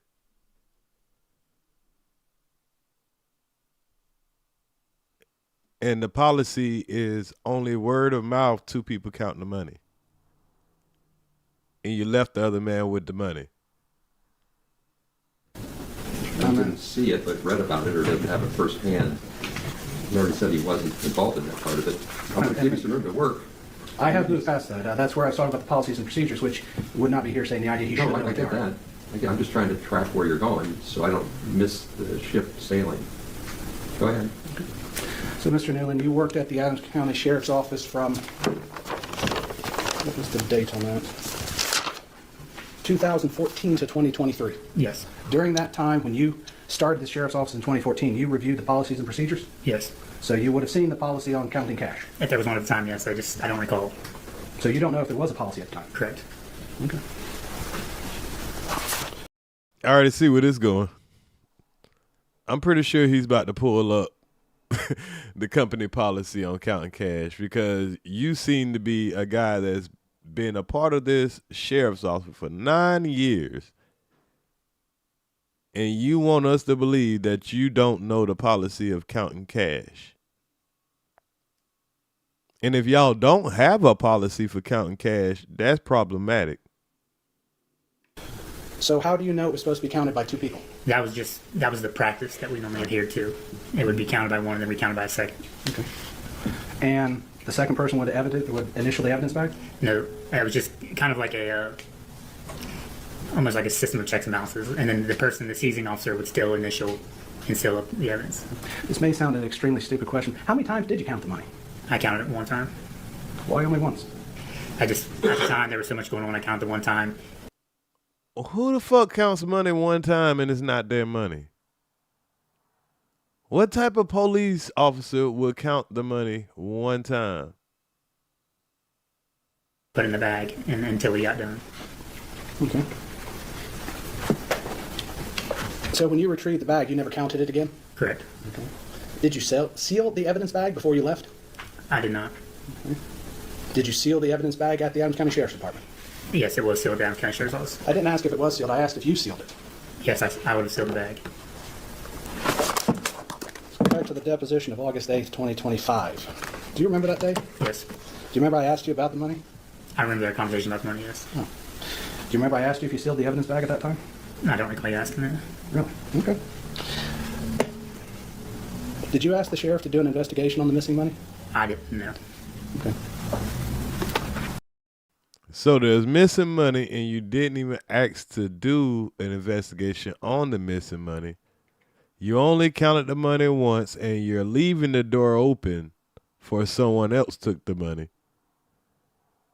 And this little smirk he got, yeah. That little good white boy look done went away.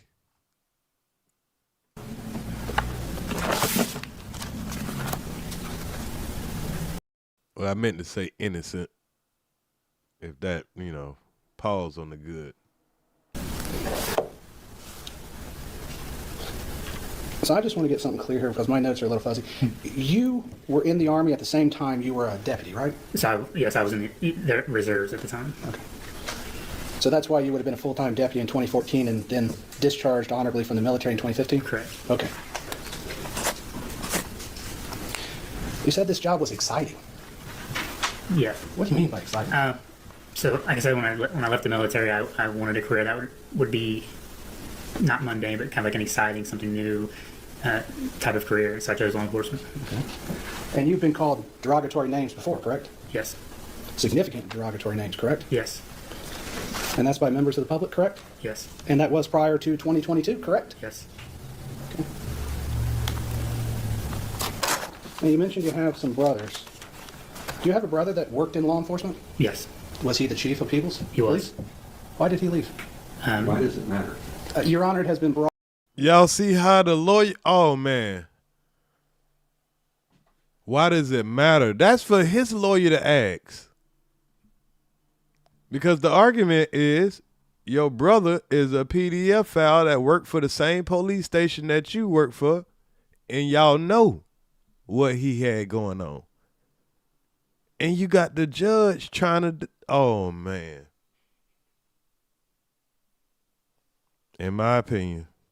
Brought up because one of the images has William Newland, and as you read through the post actually talks about Mr. Newland leaving the police department, so therefore I am building a foundation to show the truth of what statements are in there. Is that the reference to the plaintiff's picture you're talking about? It's a reference to one of his exhibits, yes. Give me a second, I'll tell you which exhibit. As long as it refers to that exhibit, I get where you're going, so you can keep going. Okay. I'll re-ask the question. Why did your brother leave the People's Police Department? He was charged with some kind of crime through Adams County Prosecutor's Office. He was subsequently convicted, and he was some kind of crime. What kind of crime?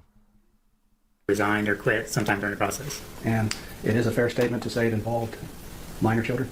I really don't know anything about the investigation.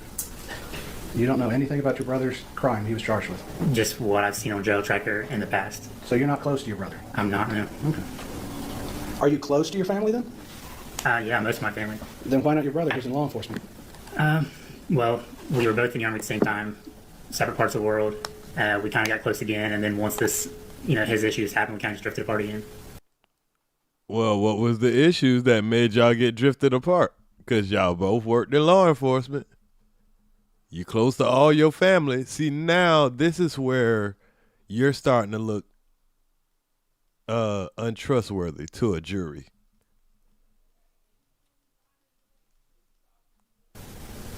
So you drifted apart once he had a criminal problem. Correct.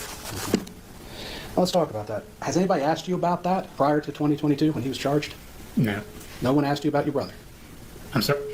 Like before he was charged and it came out to everybody? No. So no one asked you about your brother being charged with a crime? Yeah, after the fact. I've been asked about it. When was the first time you were asked about it then? It would have been. So he's been asked about his brother's crime, but he don't know what his brother was charged with. Come on now. And this was the sheriff deputy. These are the people that are arresting, getting people convicted and, come on now. You know what everybody else charged with, but you don't know what your brother charged with. Then shortly after he was charged or arrested, it was all a complete surprise to me. And that was prior to Mr. Foreman's video and post, correct? I believe so, yeah. Okay.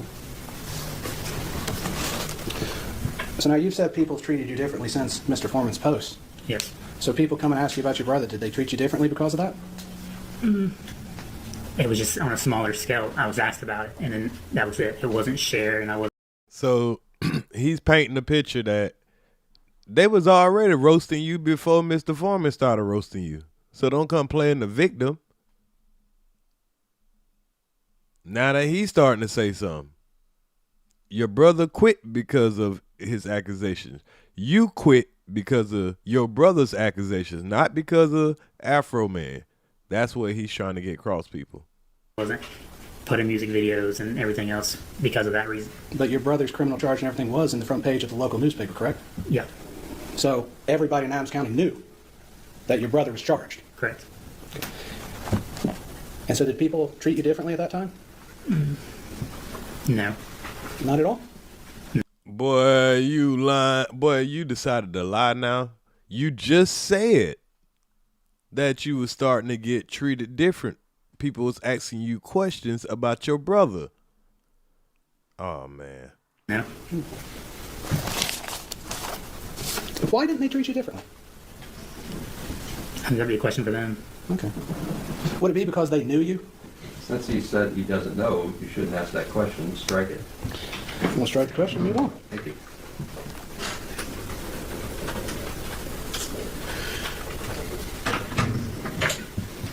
See, that would be a classic example of testimony from the lawyer, not the witness who said he doesn't know. Go ahead. If you don't know if they treated you differently when your brother was on the front page of the paper, how do you know that your treatment today, or as you've testified to, was due solely to Mr. Foreman? Well, prior to this, nobody called me a pedophile.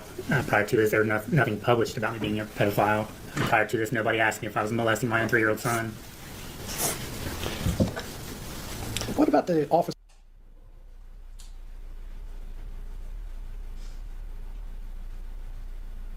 Let me rephrase the question. Did the officers that you work with at Norwood put up a picture or an image of Mr. Foreman on your computer? Yes.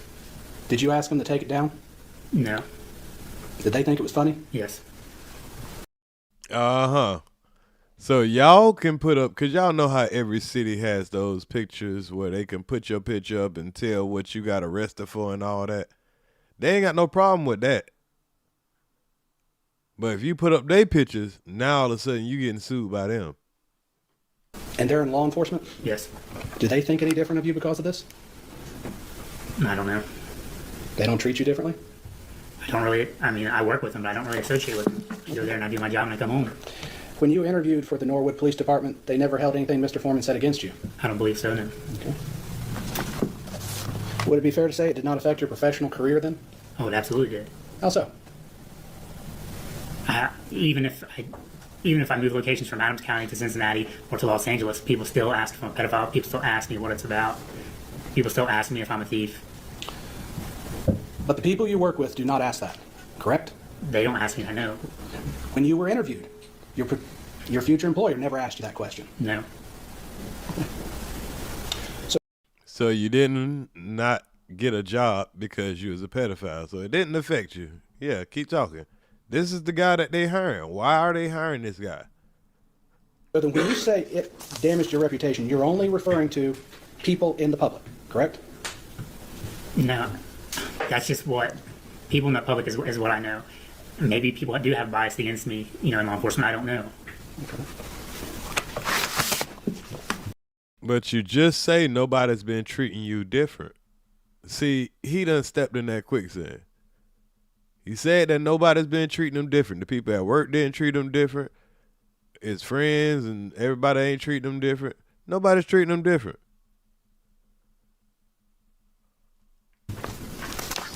Were you ever passed up for promotion because of this? Not that I'm aware of. Okay. Were you ever disciplined because of this? No.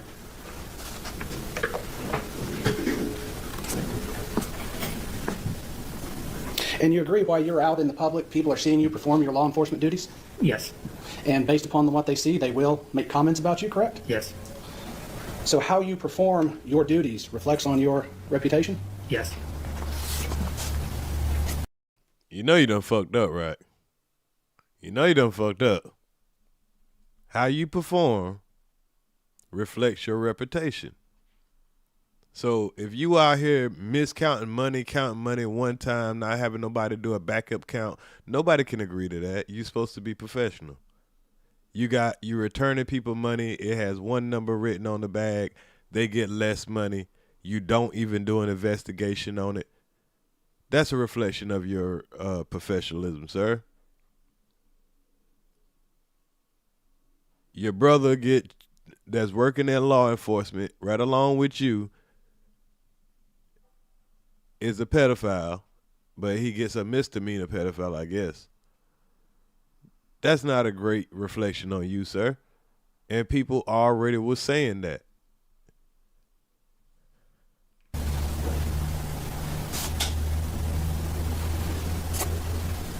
And you've testified in the courtroom before, correct? Yes. Have you ever testified in a civil case before? No. Have you ever testified in a civil case that involved the duties of a police officer before? No. Okay. You've had citizens comment on your execution of your duties before, correct? Yes. Not all those comments have been positive, have they? Correct.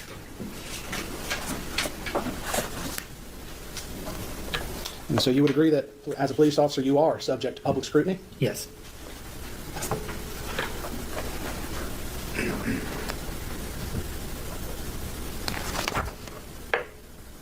And you've never sought to keep your status as a law enforcement officer secret? No.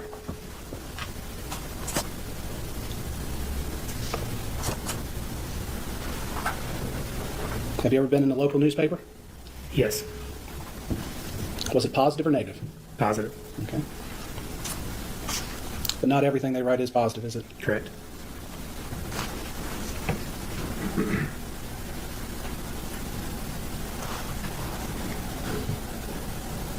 As you've said that people can comment on your execution of your duties as a police officer, did you follow the procedure correctly in execution of the search warrant? In the execution of the search warrant itself, yes. Okay. So you knocked on the door as required by law? Correct. Okay. Correct. Nigga, it's on video, y'all kicking down the door. And then you decided to kick it in? Correct. And then when you couldn't kick it in, you went to the side door with a battering ram? Correct. Why did you try to kick the door in with your foot? Is this what we're not trying? Your Honor, he has opened the door and saying that his... No, I closed the door. Wow. This is amazing. Do y'all realize this is what's going on in courts before they had the camera? You got the judge doing more work than the lawyer. So I don't think we're trying the search warrant case. No, we're not trying the search warrant case, but we're trying, did you properly do what you did. But you know what? He's right. He's right. Because they are the ones suing Afroman. So they're suing him for slander, not what happened on the what's name. I get it. This some bullshit. This is why they didn't want to give him his day in court. Because remember, they dismissed his case without any kind of hearing. Your Honor, he is claiming that his reputation is linked to how he performs his official duties. I am merely introducing that he has not followed procedures, and therefore a person can criticize him on that, and therefore he would have that as part of his reputation that everybody would have to consider. That's a good point, Your Honor. Let's see if you're going to be fair. We don't have any standard against which to measure that, which is the whole point. So how are we going to get a standard against which to measure that? Otherwise, you get a dance in the pea patch. I said we're not dancing it. If we can't present that he hasn't done his job correctly and that would reflect negative on his reputation, then I don't understand what we would be presenting that, because his reputation is exactly what he is claiming is damaged. It is the very issue that they're going to ask for money damages about. Do you have an expert that's going to say there was a violation of the search warrant process? No, we're just going to introduce the policies and procedures in place at that time. There are some? There are, yes. He acting like there's some kind of surprise that there are some policies in the police department of execution of searches. Or there are some? Man, this shit ain't even fair. Well, then put the foundation out there first. Like my prior decision, made that clear. I'm trying to work with it, don't get me wrong. But I'm pretty good about staying laser focused. I'm trying to ask the questions now so I don't have to recall Mr. Newland after the Sheriff Kenny Dick is called, so he can tell us what the policies were at that time. But I can say this line of questioning and recall him later for it if that would be more amenable to the court.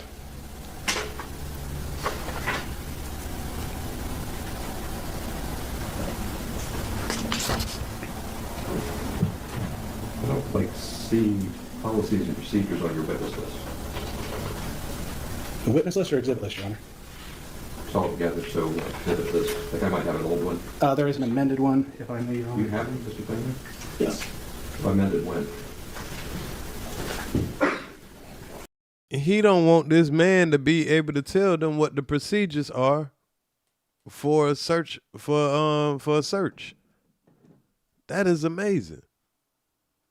When the man is talking about his reputation, he's admitted, hey, we're subject to public scrutiny.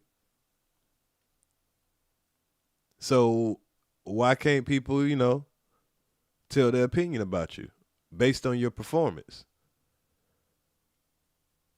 If mine's dated March 12th, so if you amended it on Friday, I might be out of date. March 12th. I have an amended witness list. I don't see Sheriff's Office policy and procedure. Policies and procedures for Adams County Sheriff's Office. So that's is it the whole policy procedure manual? Yes, Your Honor, although we're going to try to tailor it to just what's relevant so we don't have an entire manual. And Judge, we stipulated to the authenticity of that document. So, okay. Now they want the authenticity of the manual. Come on, man. This shouldn't be this difficult. Keep her going then, Mr. Osborne. I would note I need Mr. Dick to come in and say they were in place at the time, as Mr. Newland can't remember that they were in place at the time. We might be able to stipulate that.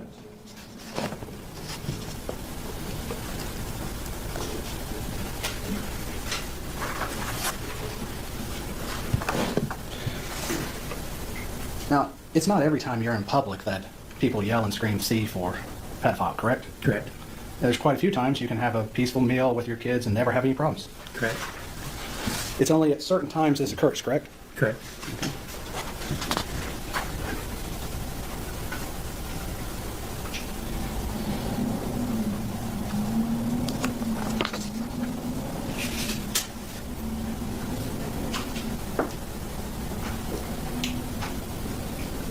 Have you ever been accused before of stealing money from traffic stops? Yes. It was not Mr. Foreman that accused you, correct? Correct. Okay. Damn. So he done been accused of stealing money before.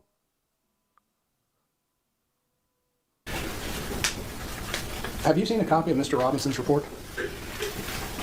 I may have seen, like, I don't believe I've seen the whole report. When he first conducted the report, or conducted the investigation, I was provided a copy of the report, or a partial copy. But you never sent that to Mr. Foreman, did you? I didn't know.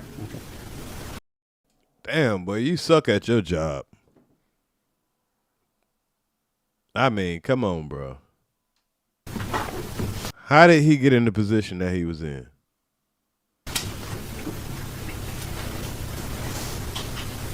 You would agree if someone called someone a baby killer, that would be an exaggeration? I'm sorry? If someone called someone a baby killer, that would be an exaggeration, wouldn't it? Yes. Nobody would take that seriously, correct? I'm sure somebody would. Oh, I see where this about to go. I see where this about to go.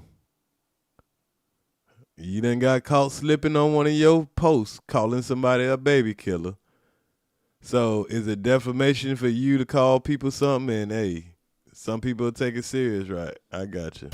So when you talk about your reputation, are you talking about your reputation only in Adams County, or are you talking about it in the whole world? My reputation in general. Adams In what? County, Hamilton County, the entire world. The entire world. So you care what people think about you in Australia? When it affects me and my job, yes. How does Australia affect your job?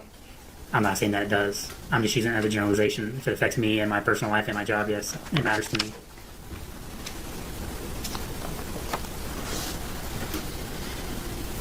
Now you're claiming that by being called a thief, you were painted in a false light. Yes. And what exactly does that mean? That I was being painted in a false light. You've been accused of stealing from traffic stops before. So being accused of stealing traffic stops before was when money was seized and forfeited by the courts and no longer returned. And I was, unquote, quote unquote, called a thief. Okay. Never to this extent. Okay. Never to this broad, you know. But you would agree there is some similarity here. Money was seized here too. Correct. Okay. See, this boy got put in place by somebody's daddy. I mean, by his daddy or uncle. Yeah, this was some nepotism in the city, in the town, or country, whatever it is. Times as a law enforcement officer, did any of those cause you to quit your job and find a job in another place? No. You said, I think, that some officers in Norwood posted, was it a picture of Afroman, of Mr. Foreman, on your computer? Yes. Did they post a picture of the accusation that you're a pedophile? No. As a public official, you're subject to scrutiny, I believe was Mr. Osborne's question, and you agree with that, correct? You're subject to scrutiny. Yes. And when you became a police officer, did you think you were signing up for being called a pedophile and having to lose your job? No. Do you think being called a pedophile is just an... Okay, so this is a redirect, y'all, just in case y'all didn't realize. So Afroman lawyer is no longer,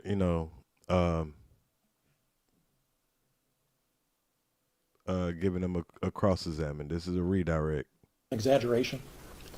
No, I don't.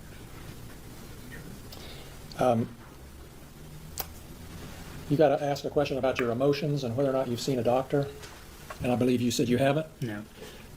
Can you tell us anything about the atmosphere in law enforcement circles, that as you've experienced it, and the attitude toward therapy and emotions and that sort of thing? There's a stigma when seeking medical help or seeing a doctor or taking therapy.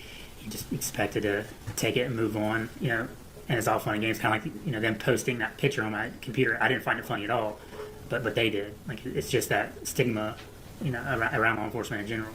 So you've been dealing with this by yourself, as you say, without medical help? Yes. Those are all my questions, Judge. Thank you. You would agree that there was mistakes made during the search and counting the money and everything, correct? Yes. So it was not done perfectly, correct? Correct. You mentioned that as an officer, you're... So now I guess it's a redirect. So this the last little bit of it, y'all. I think it's only like 1 minute left, so this is the last line of questioning. Supposed for him to take it and move on. Is that part of having a thick skin as a police officer? I guess you could word it that way, yeah.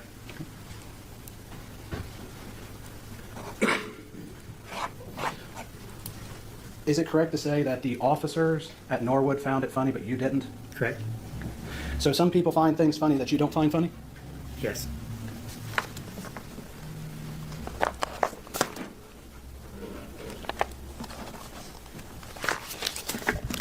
Your Honor, I have no further questions for this witness at this time. Step down.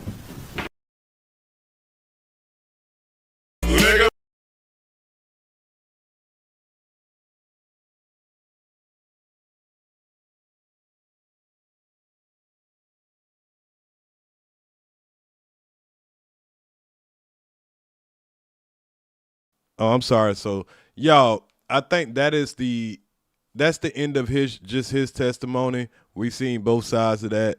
We've seen the testimony of the groom guy, the guy was messing with the prostitutes and all that stuff. We've seen his wife testify. We've seen Afroman testify, and we've seen the Lisa lady come up there and she cried on the stand. So y'all, we're waiting on the verdict. If they find that he's gonna be guilty, innocent, how much money he have to pay.